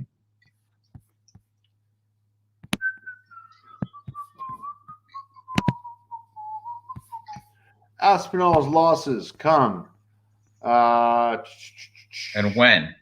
I know he's on a 6-fight win streak. Who did he lose to? So he lost in 2016 to Lukaszek Parabobimidžić. What region was that? What's the promotion? Bama 25 champion versus champion. We're talking 2016, Ranj. 2016. Right, Bama. That was his last loss. That's a UK thing too, right? Bama, BAMMA. Yeah. And then his previous loss before that was 2015 against Stuart Austin. He lost to a heel hook. So we've got a loss to an illegal elbow in 2016, by the way. Illegal elbow. So he didn't actually lose a fight. He got disqualified for the fight. So he so it was one of those 6 to 12. Remember that 12 and 6 shit? 12 to 6, I meant. Yeah, I got you. Back in the day. So he lost because of that. I got you, E-Money. You don't got to keep doing all your moves back there. Where's my headphones? Oh, my God. What a waste of time that was. Yes? Agreed. Man, I kind of want to scold him for that. I want to yell at him for that. Like, why'd you waste 6 minutes of my life? I can't ever get back. You know what? I watched that video. I watched it for 30 seconds and I went, I don't have time for this. I'd rather watch Vlad sleep. Yeah, exactly. Okay, so point being, all right, this guy's got a loss in 2016 by illegal elbows. Previous to that, his other loss was by a heel hook in 2015. That was a long time ago. The guy's gotten way better and has not lost since. Has not lost since. This guy's a lock, man. This guy's a lock, especially because it was supposed to be a UK card. I even like him in the small ring, in that small Vegas friggin' lock box. I don't know, man. I don't see Aspinall losing this one in any way, shape, or form. I don't either, but like I said, you can make an argument for Sergey Spivak. He's 13-2. He did get caught by Walt Harris, and he lost that other one decision to. Yeah. You know what scares me about Spivak is that he's got KO power. He's 26 years old, and all he needs, like all these guys need to do is land one, right? They really all need to just land one, and they're fucking done. And let's be honest, like Spivak's losses, Tybura in 2020. Agreed. Here's the key right here: cardio. Tom Aspinall should. However, that's what I don't know. Spivak came in his lightest he's ever been, 238. So his cardio might have improved. That's Regardless that's of cardio, I'm just saying it might have. You don't know. Hey, he is the younger guy, and who knows? But you're right. In the past, if you go by recency, Spivak has less cardio than Tom Aspinall has a better gas tank. I just think Tom Aspinall he was born and bred as an all-rounded fighter. He's got the boxing, he's got the wrestling, he's got the BJJ. His dad's a friggin' MMA coach. Like, how? Yeah, you know who else is you want too? You want to start waking up every single day, growing up in a household where your dad's an MMA coach. He's not the only one. There's another British fighter with his dad, Shore. Jack Shore's dad is an MMA coach too. Shore mixed martial arts, and he's one of my locks too. I hate to say it, but Aspinall, I mean, I don't see any way he's going to lose this fight. Spivak has a striker's chance, and don't get me wrong, as a 26-year-old, he might tag him. If I'm putting money on it, Aspinall's got all my money. So what's your tapology method? You think he's going to knock him out? And what round? The fact that he's subbed Arlovsky, but he's got so many other. He's within distance. I got that. I don't know. Like that's. I've already made a bet for Aspinall round 2 plus 450 for Tom Aspinall in round 2. Round 1 it's plus 145. Round 3 plus 1100, and by decision plus 500. Jesus. If you have Tom Aspinall by KO in round 2, goes up to plus 675. But I made my bet just in round 2 because he couldn't submit him. It could happen either way. But I think Sergey Spivak, his cardio will last one round. He'll make it through. He'll survive round 1. No, he will. But I think I got Tom Aspinall finishing him somehow, either knockout or by submission in round 2 at plus 450. So Tom Aspinall versus Spivak by TKO, DQ, submission, minus 125. Yep. And you want to know the TKO in 2 plus 675, TKO in round 3 plus 1450. If I didn't already make a bet on just round 2, I would sprinkle on that plus 14. I don't even know if Aspinall is good enough to include in our parlay. What's that? I don't even know if Aspinall's odds are good enough to include in our parlay. Yeah, they're over minus 200, so I don't like that. I like guys under minus 200. Minus 200 is kind of like my cutoff point for parlay pieces. Because I want to make money when I make these parlay bets. And Rojo was a sweet piece. I know, wasn't it though? It was a sweet piece. All right. Anyways, I'm all in on Aspinall. That sheet can go away. let's go up to the main event. Okay, now we've got Derek Brunson is no longer blonde. He's not the blonde Derek Brunson anymore. Disappointing. I am disappointed. I like the blonde Derek Brunson. But anyway, Derek Brunson against the Gorilla, Darren Till. Now, this is a very interesting fight. Let me pull up the odds as the hot odds right now, as I see them on Bet Online, and we've got. Okay. Wait a second. Whoa. First. Black cherry punch, bluefin tuna, white widow, Mac 1, or dosi cake. White Widow. White Widow. Ooh, all right. Look, the TKO round 3, 1450. It's literally screaming, "Sprinkle me, sprinkle me." I might dash a little pepper on that. Not salt, because I don't want to be salty with the loss. But so we've got Derek Brunson right now on Bet Online plus 144. Darren Till is a minus 164. Let's talk about these guys really quickly. Now, Derek Brunson, he's coming off a win against Kevin Holland. But let me tell you what, Kevin Holland threw that fight. I don't care who. You know what? Really? Yeah, really. I'm telling you why. Because somebody leaked that he told his cousin's boyfriend. He has a female cousin that lives like in Nevada, like by Vegas or some shit, and told his cousin's boyfriend to put $10,000 on Derek Brunson. Yeah. Oh yeah, we all know. Yeah, and the payout would have been better than the getting the because Derek Brunson was like a plus 400, I think, and the payout on that 10 grand bet would have been better than even if he got the knockout bonus. You know what I'm saying? The payout would have been better than that. Payroll sucks. UFC Exactly. Is and if horrible. you watch the fight, there's some times on that fight when he's on his back and he's got the body triangle against Derek Brunson doing. Why do you have a body triangle on Derek Brunson when you're on your back?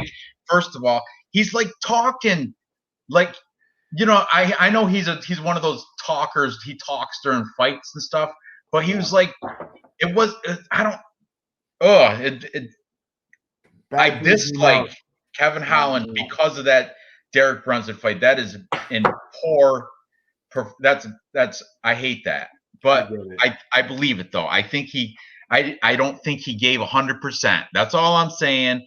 I'm not going to wear a tinfoil hat and say it's a big gambling, corrupt conspiracy, but he did not give his 100% in that fight.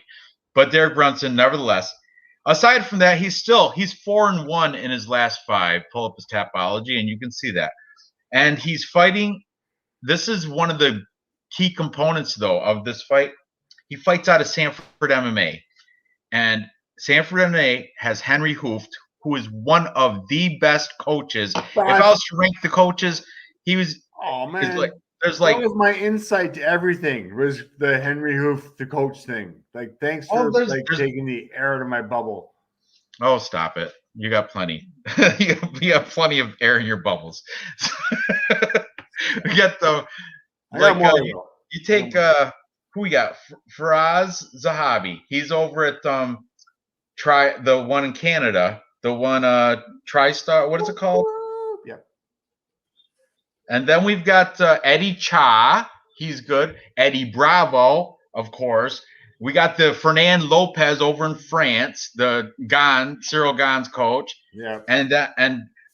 But anyway, when you're talking about the best coaches, Henry Hooft's name always gets dropped over at Sanford MMA. And who else trains over there? Gilbert Burns, who you know is a top wrestler, performer. Vincente Luque, all those guys. Like, that's Sanford MMA can transform a mediocre fighter and turn them into a champion. Okay. Then we got Darren Till. Darren Till comes in, the gorilla, coming off a loss to Robert Whittaker. Can't take nothing from that. Bobby Knuckles is one of the best, definitely, without a doubt. But Darren Till's, his 3 losses are in his last 5 fights. He's 2-3 in his last 5 fights. Despite, I understand his losses were against all prime fighters. He lost that welterweight fight to fill in the blank. I don't have it in front of Tyrone Woodley. He lost to. Yeah, he did. Yeah. That was a welterweight. That Illegal. was 106, Let me check. 170 pounds, right? And then who did he lose to at right after that? Give me a second. Jesus Christ. Jorge Masvidal. He got knocked out. He did By get Jorge. fucking knocked out by Masvidal. You're right. I know I'm right. And then after that, I think he had a win, and then he lost to Robert Whittaker by unanimous decision. So at least he went the distance. But this dude fights out of Liverpool. Tom Aspinall fights out of the same place, Team Kauban. And I don't know. Darren Till does have, I think, striking is better. He's got good BJJ because he trained before back in like 2017. He trained in Brazil at the Astra Fight Team or something like that. Oh fuck yeah, I know. But I don't know. I'm kind of leaning with the American here. Nothing, I'm not fading England at all. I like all the fighters here, and I do have Darren Till in that British parlay. But something's telling me Derek Brunson, because he's with Henry Hooft, I think he's improved his fight IQ. He used to come out and just bum rush. People have said that he's known for his bum rush, but I think he's more patient now. I think he learned a little bit, and I think he's going to come in. I think he's going to get this victory over Darren Till. That's just my take on this. What are you thinking? I don't think we can underestimate the addition to Henry Hooft to the team. I think his coach, I get it. He's in his late 30s. He's a lifer. He's been there for a long time. He's got the experience. But what comes with him is that he keeps adding to his arsenal. Like, he keeps getting better and better. And if he finds a weakness, he finds the best coach and gets him to to fix that weakness. And I hate to say this, Till is by far the most marketable guy. He's on Twitter all the time. He's like the MMA Twitter trash, and he's come out with his anxiety issue. Yeah, he likes media. Till he hams up to the media. I get it. The one thing I don't like is that if you watch tape and you watch that Izzy versus Brunson fight, Izzy came out and pretty much gave you the textbook on how to beat Brunson. Now, having said that, Brunson recognized it and made changes to his coaching camp and to his. So I think since his loss to Izzy, Brunson's gotten better. He is a lifer. He is an old guy.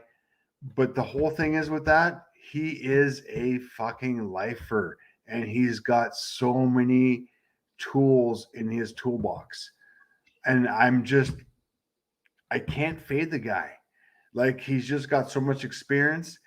Till, I get it. He's a more marketable guy.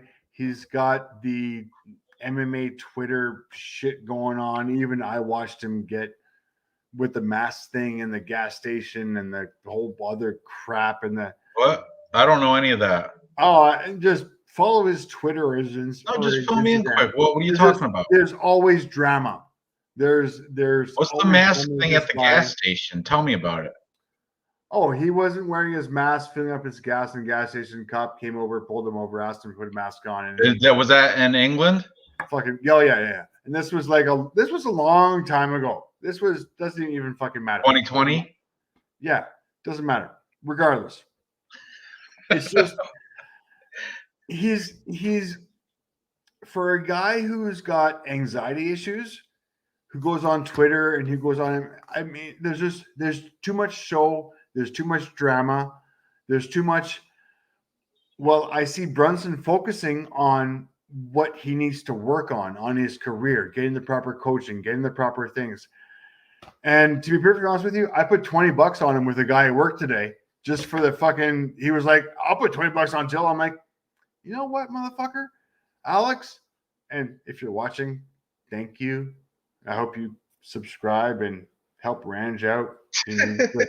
Everyone, Like, comment, do all that shit. Jesus Christ. But anyways, so I'm actually in the grand scheme of things, I'm leaning towards Brunson too. I think he's just got he's a legend and he's got the more skills. And What's Brunson's last loss? Was that the one? Was that to Izzy? He's 4-1 in his last 5, but I don't have the stats in front of me. I don't know who was his last loss. Was it Israel Adesanya? Well, he's 18, or he's 22 and 7. He's got 7 losses. I just want to know what the most recent one is. His loss to Adesanya was in 2018. So was that his last loss? Yep. And before that, his other loss was to Ronaldo Souza in 2018, January 1st, 2027. So, I mean, his losses are decent. And he schooled Kevin Hall and he schooled Shabazian. I'm not a big fan of Shabazian, whatever. I don't think he's anything special. Ian Heinisch, he beat him by decision. I kind of like Ian Heinisch, so that's a good friggin' win. His other fight was against Elias Theodorou, who I'll be honest with you guys, he's nobody. Elias, he's a Canadian guy. Shit, 18-3. Holy fuck, I should know this guy. Why don't I know this guy? Holy fuck, he beat Eric Anders, Trevor. Okay, so this guy's real. Is real. He on the other coast? Is he like above me? Is he like 18-3? This guy fights out of Grant's MMA out of Mississauga, Ontario. Anyways, regardless, Elias Theodorou. Canada's a big place, Dave. You know. Not a lightweight. So I'm kind of thinking like 1, 2, 3, 4. Like his last 4 fights have been serious, and he's won them unanimously. His loss to Israel. Okay, Israel's a fucking champ. His loss to Souza. Souza is a freaking legend. I mean, his win against Lyoto Machida, let's be honest with you, Lyoto Machida at that time was, in 2017, was getting on in age. He's lost to Silva. He's lost to Whitaker. So he's lost to Adesanya, Souza, Silva, and Whitaker. You want to fade any of those guys? Ronaldo Souza. No fucking way. He's kind of old now. Anyway, what was I get? Oh, shit. What was I gonna say? Unreal. What I just did. I had something right there. I was just waiting for you to finish too, and I just wanted to say it. Babble. I've been drinking. You guys have fucking get me on the fucking bandwagon. God damn it. What? You fell off the wagon? Or you're on the wagon? Is that how it goes? I don't know the alcoholic. I own the motherfucking wagon. What? I own the wagon. Circle the wagons. That's what we say. That's what they say in Buffalo about you watch football. Season fantasy starts for me. I got my fantasy draft on Sunday. This Sunday I have to pick my team. Okay. Anyway, we have to make a confident pick 3-card or 3-leg parlay without including anybody that's over a -200 favorite. So anybody. All right. So, like, we can make a couple of them. There's only 9 fights in this card, and we agree on a lot of them. Let's see what the only one we differed on was that. Which one? Oh, did you like Julian Erosa? No, you like Charles Jourdain, right? Yeah. Oh, you like Dolce Lungiambula.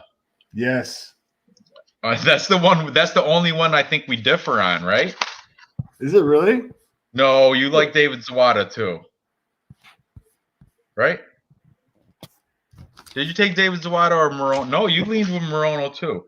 I think, yeah. I kind of lean Morono on that one. I do. Barrialt and Lungui and Bula is the only one we do not agree on. Everybody else, we're on the same side, so we can make a couple parlays. All right. Okay, so When you get to bet through. man, there was something else I wanted to say about Derek Brunson too. Fuck, can't remember it. Anyway, let's awesome. Leighton's gonna give me his 3-leg parlay. Give us his 3-leg parlay. All right, kids, what we got? Okay, so let's make one for in the prelims, and then we'll make one in the main card. Okay. Okay, prelims. We've got Charles Jourdain. Yeah, he minus 181. He qualifies. I got minus 175, but yes, he does. Shit. Man, there's not a lot of fights on this card. Okay, we might have to just figure that out. No, it's not a good betting card.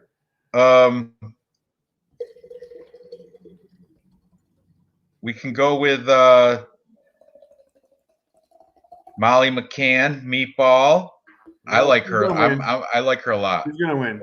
Yeah. Throw that one in there, and we'll top that off.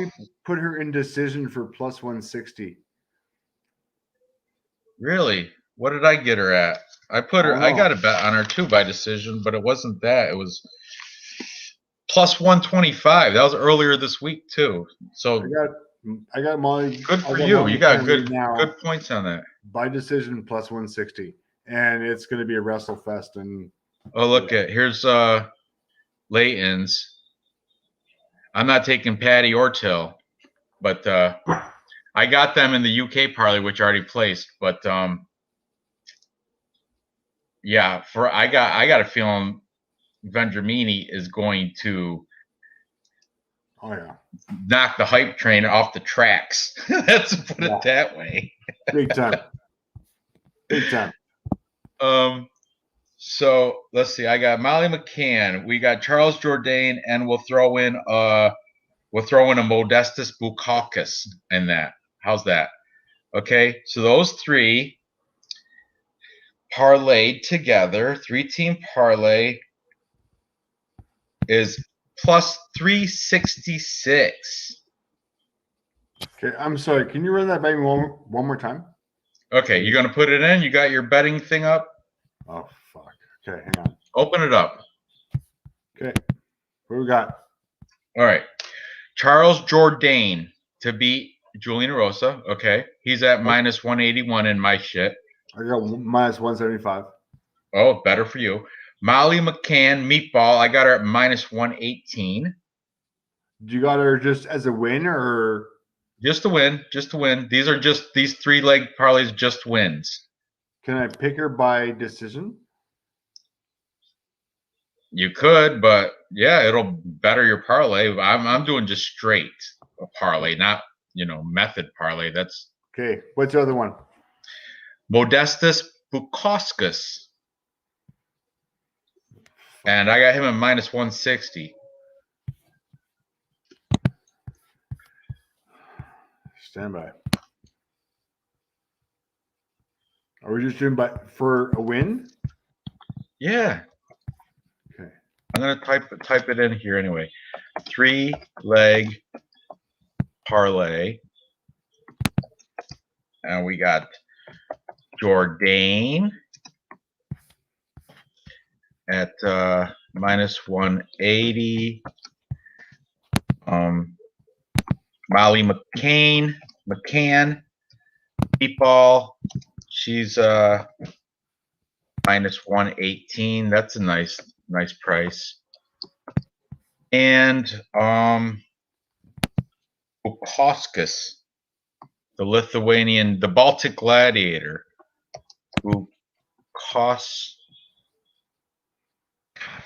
Bukauskas. Oh, the AJ DeVito from MMA Experts kept saying Bukas or Balkus. He couldn't, and I was so irritated. I just wanted to correct him. Bukauskas.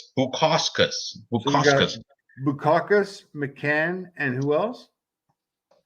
Jourdain, Air Jourdain, Charles Jourdain. Reeecaaap is minus 160. And that is all a total of plus 366. And chat. How much am I Oh, putting on this? man. What's up? How much am I putting on this? Like $100, $200, $300? Yeah, fucking really? All right. And I think we lost Ranch. All right, I'm all for it. So Bet365 is refreshing. Man, I typed all that out by hand and then I lost connection. Figures. Anyways, all right, I'm going to do it quick again. Jourdain, Mccann. I keep saying McMahon. McCann and Bukakis.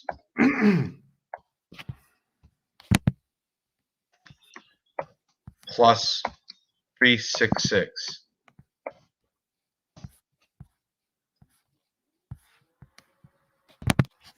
There it is. Did you put it in? What do you got? I'm Bet365 is updating. I don't think my TELUS Wi-Fi is What? giving me any. Give me a second here.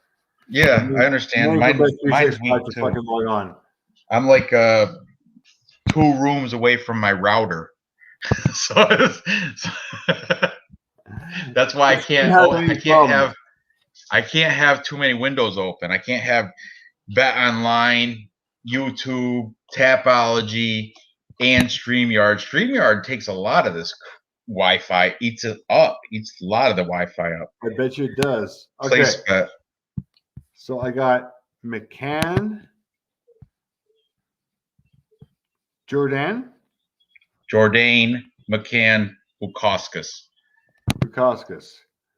plus 399.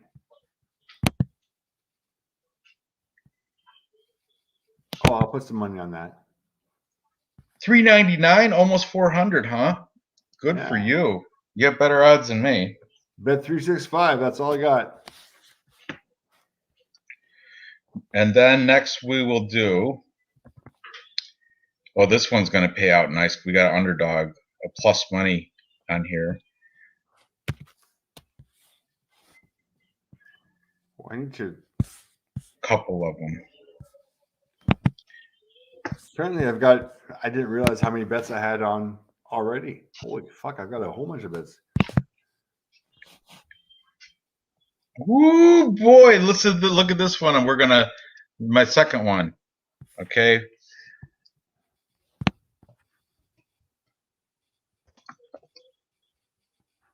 Ooh, I like all my bets. I'm so fucking drunk. I forgot I put bets beforehand.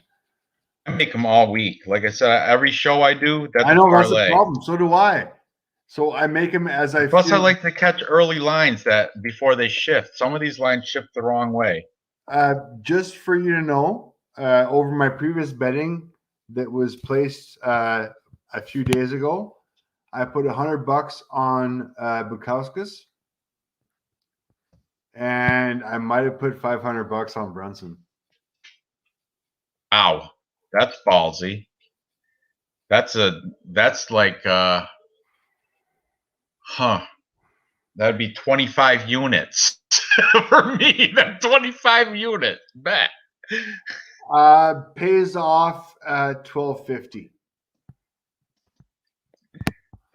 And I put that, holy fuck, I put that a long time ago. Holy shit. And I bet against a freaking guy at work today, $20 for Brunson to win. Holy shit, I am fading till hard. All right. Okay. Well, here's the other one. Here's that we all agree upon too. These are the other 3 fights that we can bet that we agree upon. Okay. Luigi Vendramini, We agreed on that. Zawada. I didn't mean Zawada. I meant what's his name? Morono. My bad. Let me fix that. Yeah, I think poor But it fucking was Zwada. Marone. Zwada's the I just worst typed that friggin- because it said Alex Marone versus Zawada. It's not though. So it's Vendramini, Morono, and Brunson. Yeah, I'm leading Morono hard. That equals a plus 940 on my books. There we go. That's the real thing, not Zawada. My bad. Place bet, half a unit. So there we go. I don't do. You do crazy bets. I don't even know how you do it. What do you mean? Huh? $500. I haven't invested in my bankroll in over a year. Every time my bankroll goes over 1,000, like if it gets to 1,500, I withdraw 500 and put it into my Bitcoin. When wallet. mine gets to 2,500, I withdraw 1,500. So you keep 1,000 in there. Oh no, I keep more than that. That's just my as far as my bankroll goes. I keep that in there, and then if it goes 2,500 over my bankroll, I'll withdraw money. Oh, the way I do it is, I'm at 1,000, right? And if I get to 1,500, I'll withdraw 500 right away to Bitcoin. I usually dip under. If I get under $500, I'll feed money to make it 1,000. I'll keep it at 1,000. Thousands my bankroll. Therefore, 1 unit is $20, 2%. Half a unit is $10. Like you said, you did a $500 bet. That's half my bankroll. That's 25 units. I don't know. Bankroll's 5K. What? Bankroll's 5K. 5K. So 2% of that would be what's 2% of that? 2% of 1K is 200. So right? No, 2% of 1K is $20. So 20 times 5, 20, 40, 60, 80, $100. So 1 unit to you is $100 if you have $5 grand in your bankroll. Okay, so half a unit would be $50. I play it a little bit different, but yeah, okay. Something that's roughly you're supposed to your a unit play is supposed to be 2% of your total bankroll. Now, I don't get me wrong, guys. I play NHL, NFL. Soccer. I don't do Major League Baseball because I don't know enough. I don't do soccer.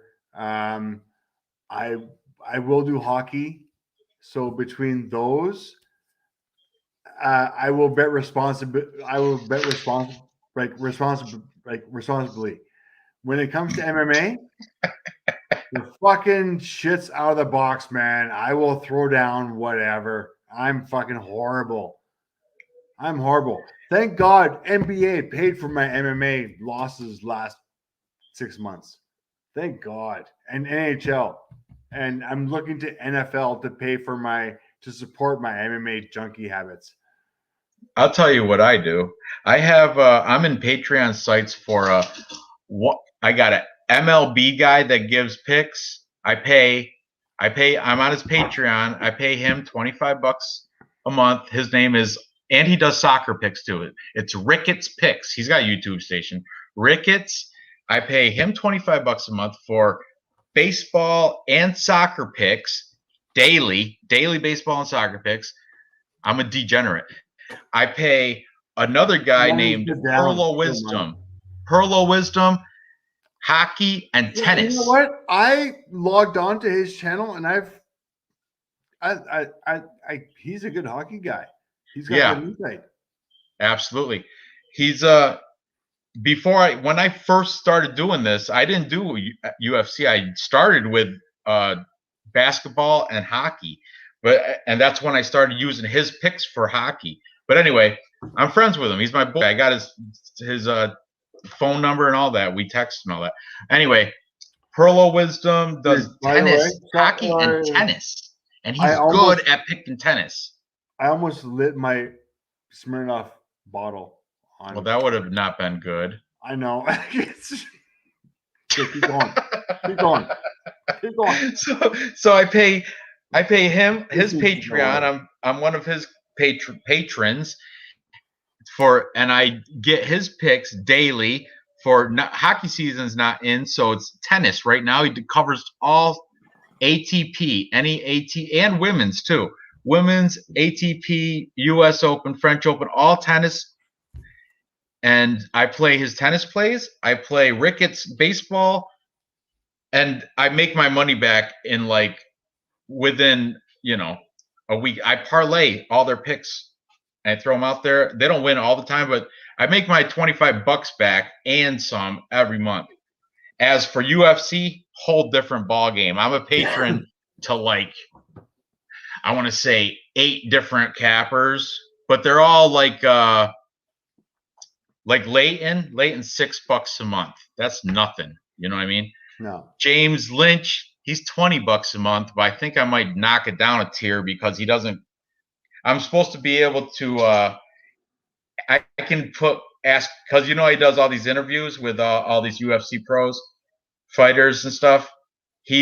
If you pay top tier $20, you're supposed to be able to give him questions to ask if you have questions for the pros. For $20 a fucking month as a YouTuber, you fucking better well get your questions answered. And no, I'm saying he interviews when he interviews like Cyril Gahn, you can ask a question to James Lynch that he will ask Cyril Gahn. If I say, ask him if he watches capper comparison picks. He would have to, rightfully, he would have to ask that because I pay my $20. It's fucking awesome. Hey, do you know who Bulgarian Cowboy is? Do you think I want to ask Cyril Gahn if he thinks the Bulgarian Cowboy could beat John Morgan in a fight?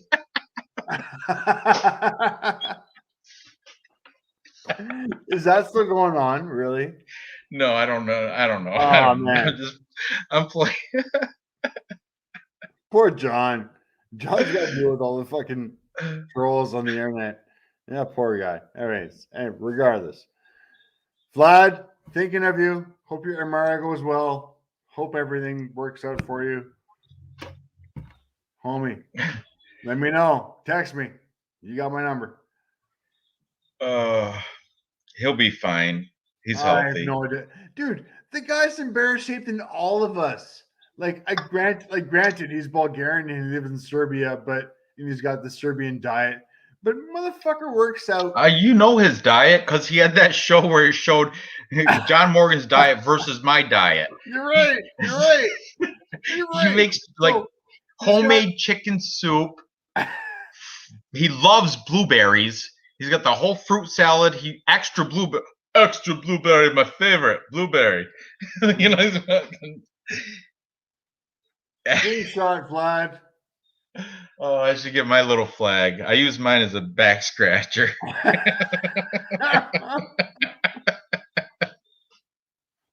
Anyway,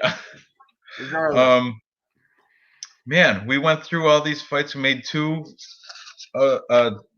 parlay bets, 3-leg parlay bets. Man, we should probably wrap it up. I'm having fun though. It's all yours, homie. All right. Huh? Can we get a chat? We got 13 in the chat right now. Yeah, look, we also know a sleep schedule. We sure do. We know everything there is about Vlad that you want to know. When he sleeps, right? He's probably on right now sleeping. No, I think he's got, because of his when's his next hospital thing? Next week. I know right now he is resting. He's because he did something today. Because I was when I was at work, he did something earlier, and at his time it was like 1 o'clock. Because at his time it was 6 or 7. So, and then he ended it and he said, "Oh, it's a discussion for this," and he ended it and said, "I have to get some rest. You know, my health is not so good." But I don't know. I don't know what's wrong with him. We got 13 people watching now. I want to get a cap or a comment on everybody as far as who they think the lock of the night is. And I will put Jack Shore. fuck. All right. All right, comment section. I'll put $100 on whatever you guys pick. Three. Can we do two? Three fucking favorites. Oh my god, you guys are gonna cost me $100. All right, I'll do it. Fuck it, $100. All right, keep On the chat. whatever Keep the your chat favorites going. are. I have to take a piss and grab another beer. All right. So anybody who's in the chat, we got 14 watching now. I will put $100 down. I might have to transfer some money. I'll put $100 down on a 3-fight parlay of whatever you guys pick. And come on, guys, don't make me lose my money. I got kids. I got a mortgage, car payments. Be good. Be good. All right. So 15 people watching now, spending my money on Jesus Christ. All right, I better fucking put a deposit in there. All right. So who is in the chat?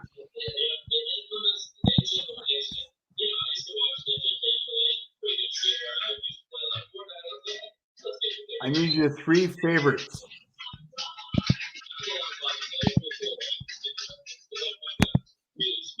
Who we got? We got Shore, Rojo, and Aspinall. What the hell? Farouk, Molly, Mccann, Zwada, Brunson, Aspinall. Oh, Jesus. Yeah, well, I get it. Rojo is off. I get it. I get it.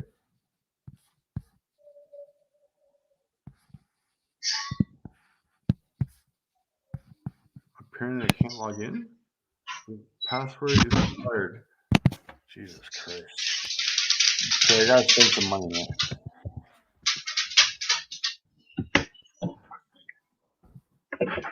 Aspinall, Jordan, Mccann. Okay.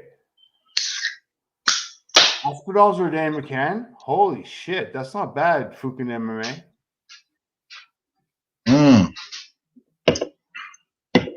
Okay, Ranj. What's that payout? What's that payout? I don't know. I'm depositing money because I've decided that the chat should spend $100 of my money on the 3-fight parlay. On what? That one I got on the board? I don't care. Whatever the chat wants to do. There's 14 people there. Jordan, Aspinall. We can't. Don't put Shore in a parlay. He's minus 650. It's going to drag your value down. Well, but I got him to win. But that so Shore, Jack Shore at minus 650 is ridiculous. Fukin MMA has Aspinall, Jordan, Mccann, which is not bad. I mean, I agree with all those. I'm happy to put that in. Fukin right. Yeah, I mean, I'm good with that. Jordan, Aspinall, Shore will be the popular of the week. Noah, Diz, give me your favorites. Come on, Diz. Spend my $100. You bastard. We already got a parlay with Brunson. Absolutely, he is an under. And so is Vendramini. That's a good one. Pays $940 or something crazy. I'm gonna see with this Aspinall minus 235. Not good. Who else was it? Air Jordan, and what's the other one? Fukin MMA. Oh, Molly Meatball. Yeah, that is a good one. I like that one. That would pay plus 308 in my book. Go. You know what? Let's see what it is for all are common. The only one we differed on was that stupid. You're taking Duce Lungumbula. I don't. That okay, whatever. But anyway, hey, what's going on, buddy? We mentioned you earlier. Because I showed you showed your picks for whatever I used them for. Now let's make a big parlay, big one for every fight that we agree upon. Yeah, just to see what it pays out. Okay. Okay. So, MMA.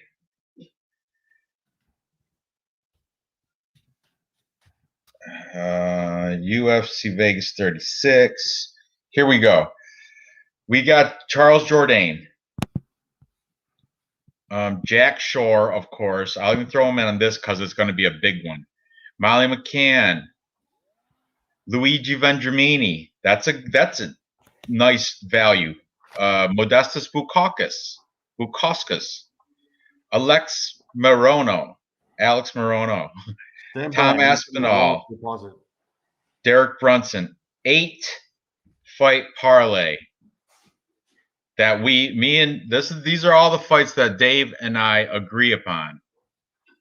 Like Perfect Parlay Pursuit, they do this thing too. Okay, so all those fights together would pay. That can't be right. Yeah, 7,000 plus 7,825 for all them together. I'm gonna drop it down. Yeah, screw it. You know what? I'm gonna put a quarter unit on it. So $5 on all those together would pay. No, I might as well do. Screw it. Might as well do 10. $10. $100 would.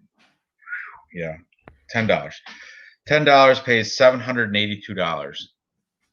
So did you hear me?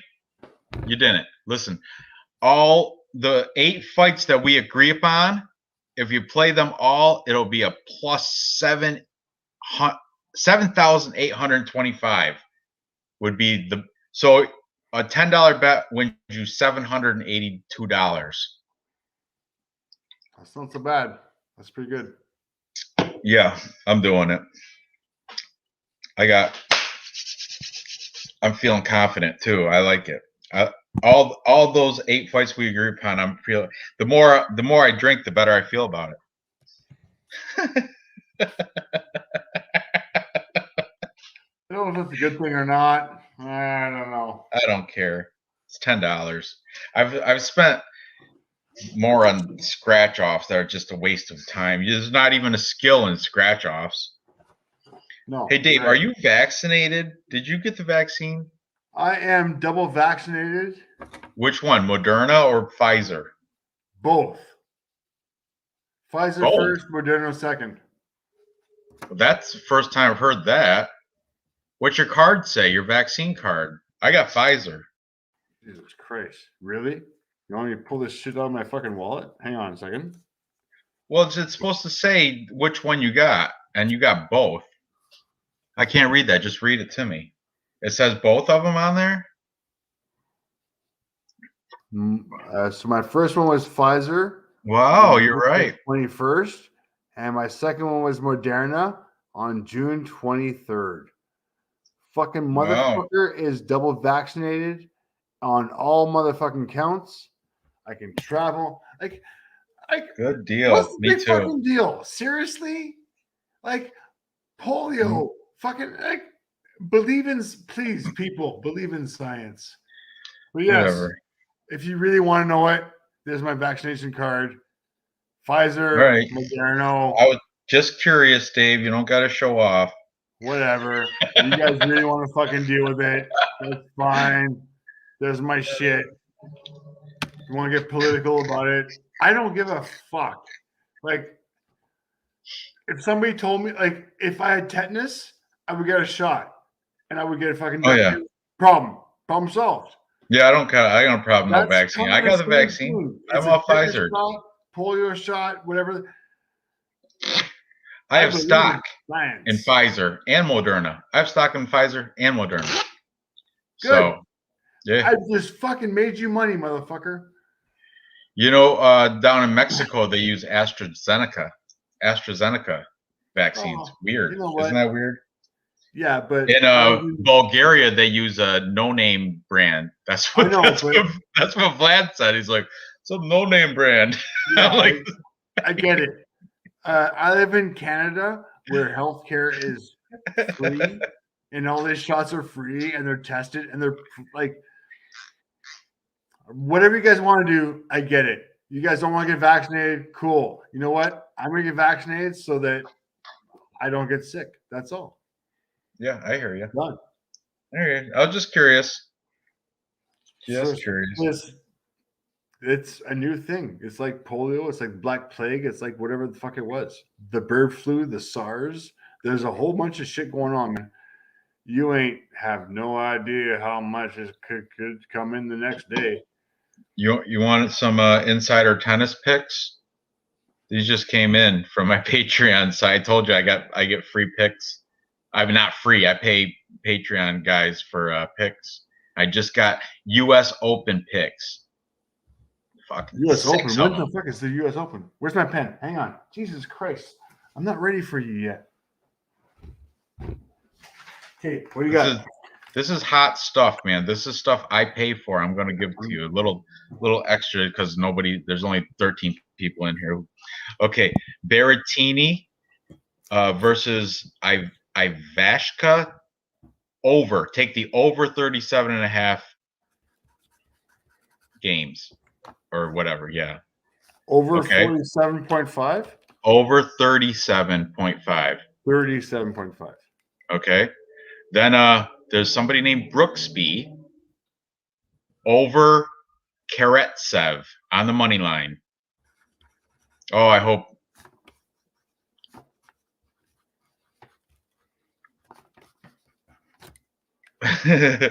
Okay. Now this one I'm on this guy. I like this guy. Opelka over Basilashvili. But Opelka minus 1.5 over Balashvili.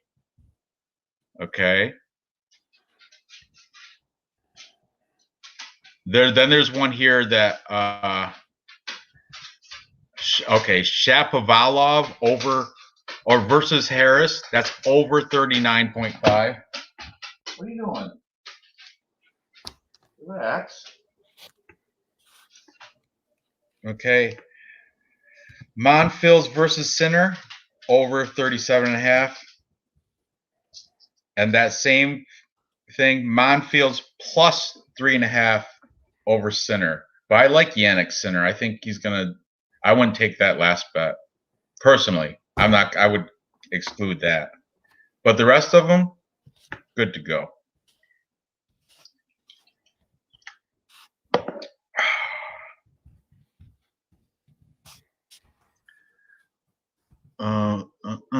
Definitely accurate. Let's see. Let's find. Dad's Gone Wild.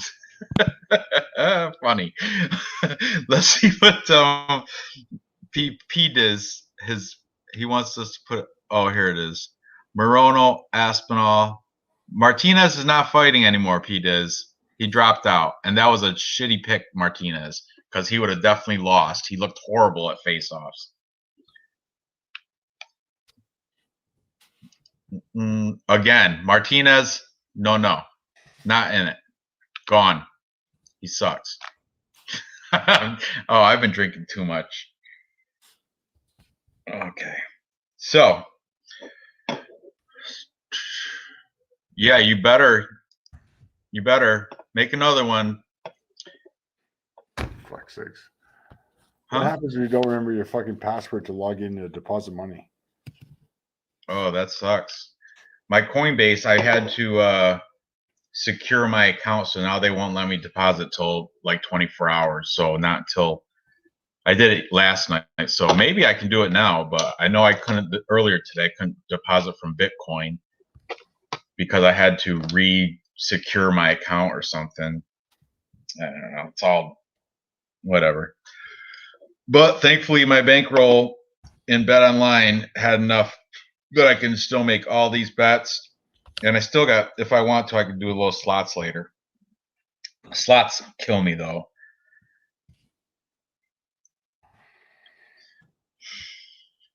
Right.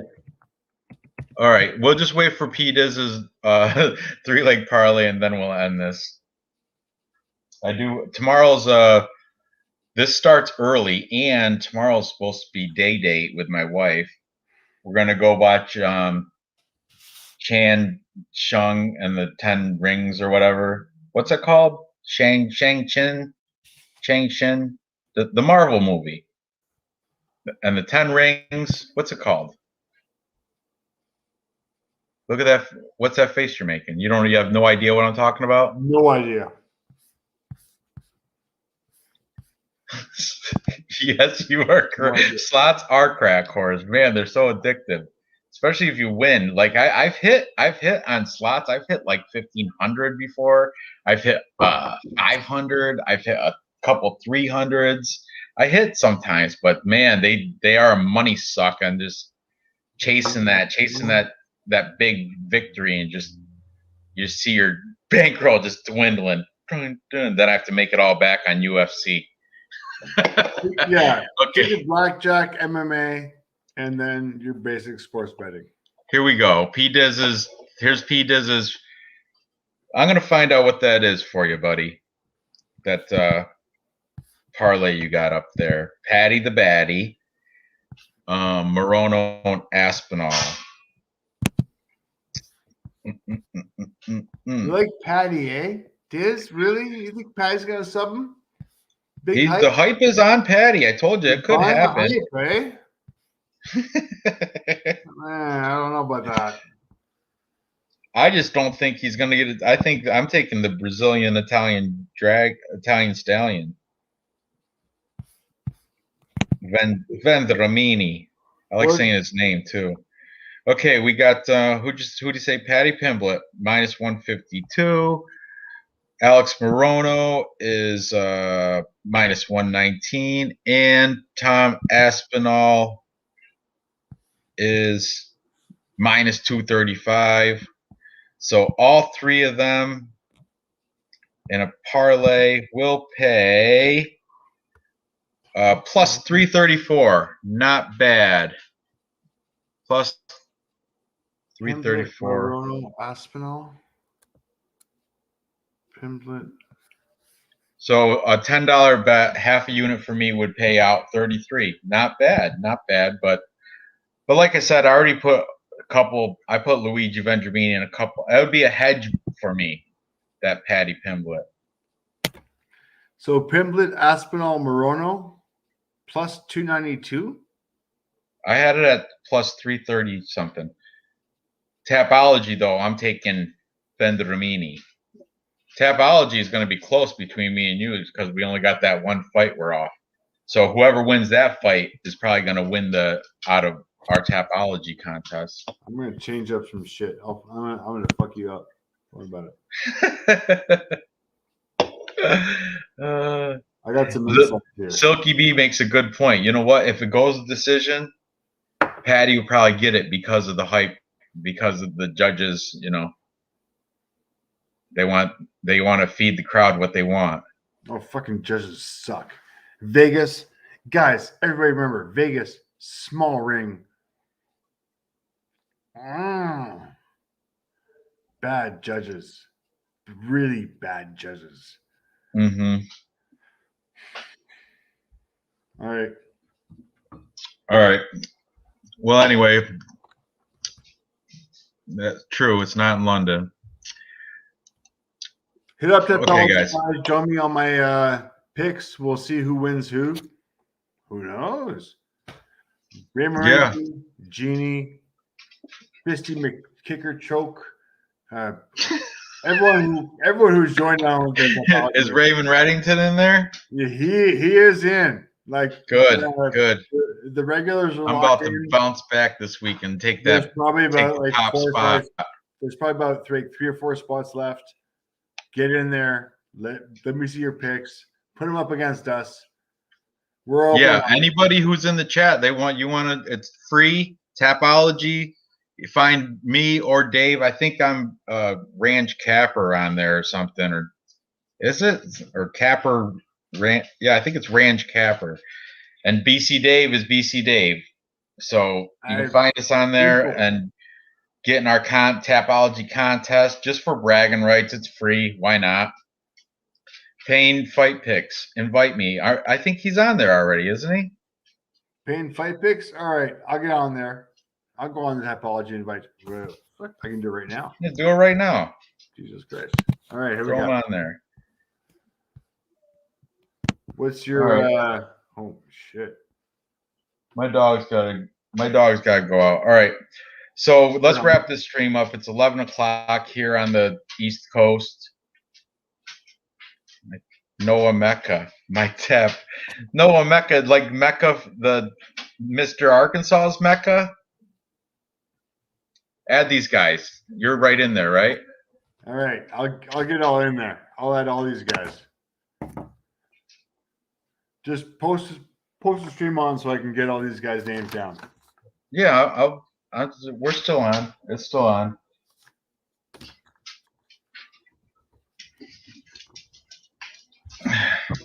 I still got half a beer left before I'm done wrapping it up. Hey, do you guys in the chat, do you know about the new Marvel movie, Shang-Chin? What the hell? I can't think of the name. Shang-Chong and the Ten Rings. I'm going to see that tomorrow, my wife, on a day date, unfortunately, so I'll miss probably the prelims for this. It's a matinee. I got eliminated. I didn't even play. I'm not even in the Mecca. I don't do that.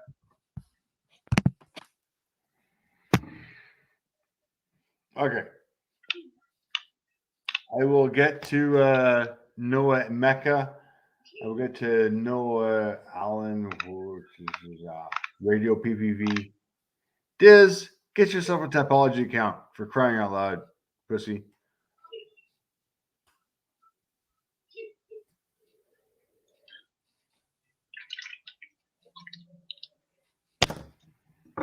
All right, kids.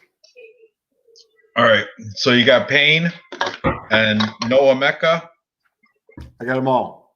If not, Awesome. I'll just post your stream and I'll get the comments later. All right. Thanks, guys, for hanging out with me and Dave as we're in our little drunken stupor. Who fights Impa Kasangane 18th?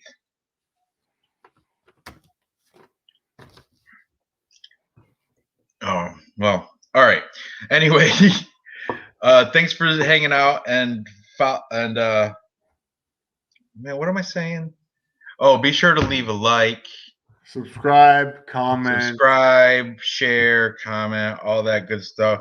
Most importantly, though, good luck on your bets. Thanks for being active in the chat.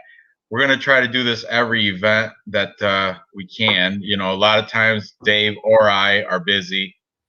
Sometimes but the next event isn't until the 18th, right? There's a week off, correct? Bellator? There's a week off, right? What's the next UFC event? Is the September 18th, I think. Yeah. Jesus Christ, you're a degenerate. What we got?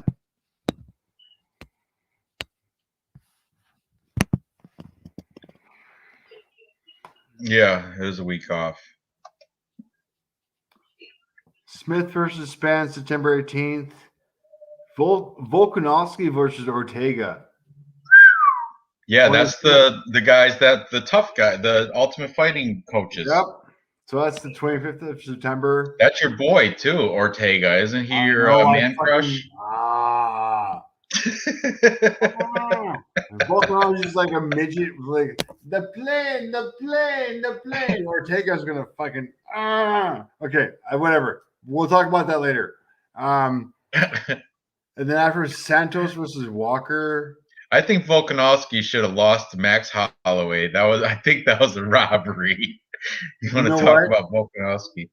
Max Holloway should have I feel really won that bad. fight against. I had $50 on Volkanovski, but I made it as a drunken bet. But I'm such a huge Holloway fan, so the whole fight I was cheering for Holloway. When the decision happened, I was like, you know what? I don't care. Holloway won Yep. this, no problem. And all of a sudden, Volkanovski came in. I was like, no fucking way. You got to be kidding me. So yeah, whatever. Ortega. IMO that should have Holloway. been Max Holloway's victory there. Yeah. Max Holloway is one of my favorite featherweights. I mean, Guy's legend. Legend.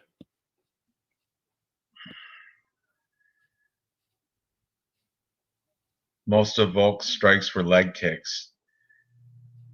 Yeah, Yeah, but you know what? That's not. I mean, there's Holloway. argument for that. Yeah. Whatever. Point being, I was in a room with about 5 different people watching the fights, screaming. I was the only one who had Volkov. Everyone had Holloway, and I was like, I just put like whatever fucking like every fight we put $10 on just to see who would win. Everyone picked Holloway. I was like, I'll pick Volkov for one. I'll put $10 on there. Yep. The casual fans really don't know what they say. If their guy loses, they think it's a robbery. But if it's a split decision, that's not a robbery. If it's a unanimous decision where the other guy clearly won, that is a robbery. Robberies happen though all the time. There was 5 guys in the room. We all agreed Holloway won. I was the only one who put money on Volkov. And I was like, I lost my money. $10, no big deal. And then decision came in. I was like, what the fuck? Payne or somebody should do the biggest robberies, MMA robberies video.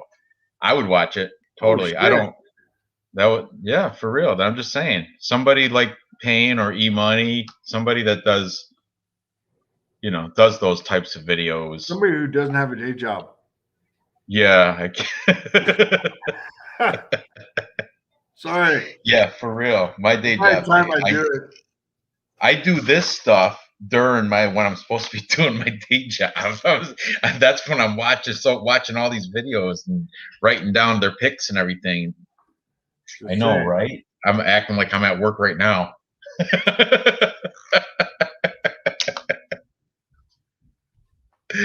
We're both managers. We're good. Yeah, I know. It's a weekend. It's Labor Day weekend. You guys celebrate Labor Day in Canada? Fuck yeah, Monday off. Do you? Oh, yeah. Canada has Monday off too? I am not working Monday, which is kind of surprising. But having said Canada that, doesn't though. This is a U.S. federal holiday, but I don't think it's Canadian. Right? I got Monday off. Store is closed. And it's in Canada, yeah? Fuck yeah. Sorry. That's weird. It's not in Bulgaria. It's not in Serbia. Well, no shit. But hey, when is your? I got nothing. When's Canadian Thanksgiving? Isn't that like? Oh Jesus Christ! I'm not a fucking. It's different. It's not November, is it? No, it's a different time, but it's the same thing. Like we still raped and pillaged the Indians. Woohoo! We raped and pillaged more. Way more. But that's arguable because there's still the Indians, Native Americans. Fun fact: they invented lacrosse. Did you know that? You know the sport lacrosse? Yeah, it was, believe it or not, lacrosse was our national sport before hockey, popular whatever shit hockey, and it turned into hockey. But lacrosse was our national sport.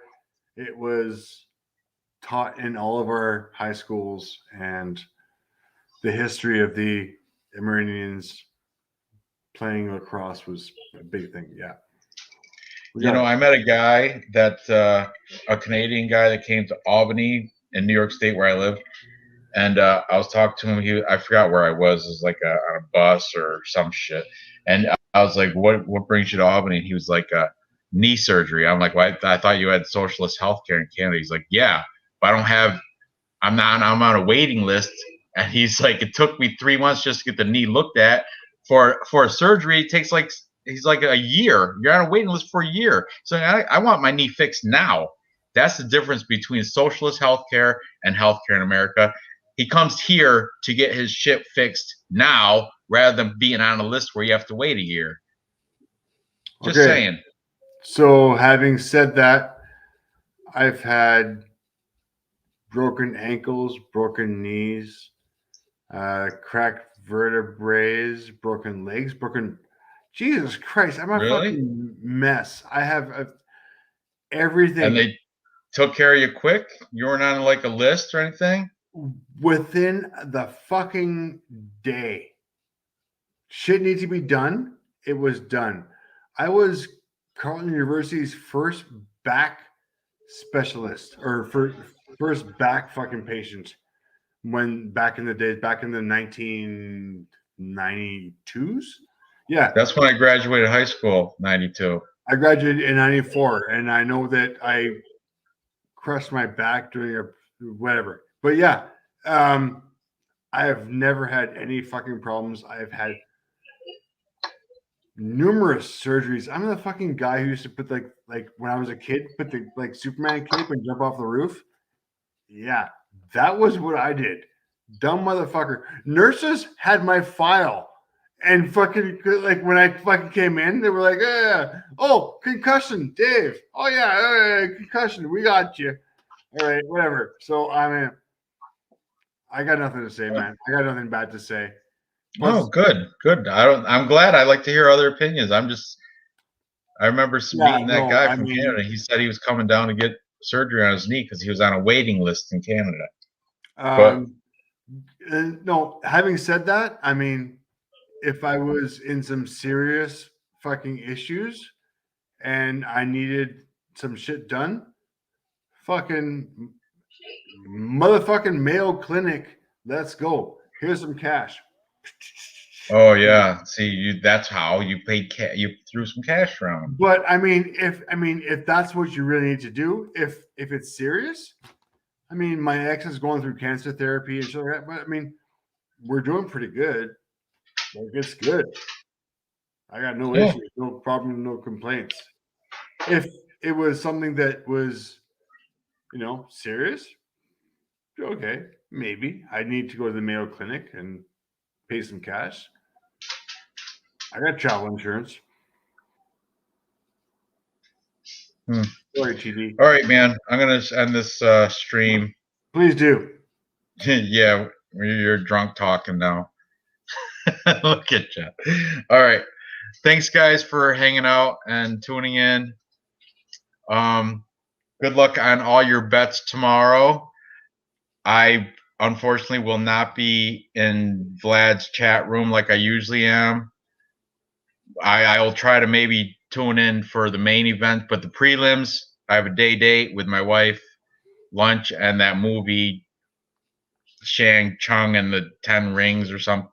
I don't know, some Marvel movie. I don't really, she wanted to watch it, so, but I like Marvel, so it should be good. Anyway, thanks for watching and peace out. Deuces. Everybody cheer about Ranj getting lucky tomorrow night. Huh? What are you doing? The hang loose? That's a Hawaii thing. Get lucky tomorrow night. Date night. Oh, I will. I'm gonna do the dick through the popcorn thing in the movie theater. Go ahead, get some popcorn. Huh? I'm just playing. All right, I gotta go. Right. Later. Vlad, take her easy, homie. Okay.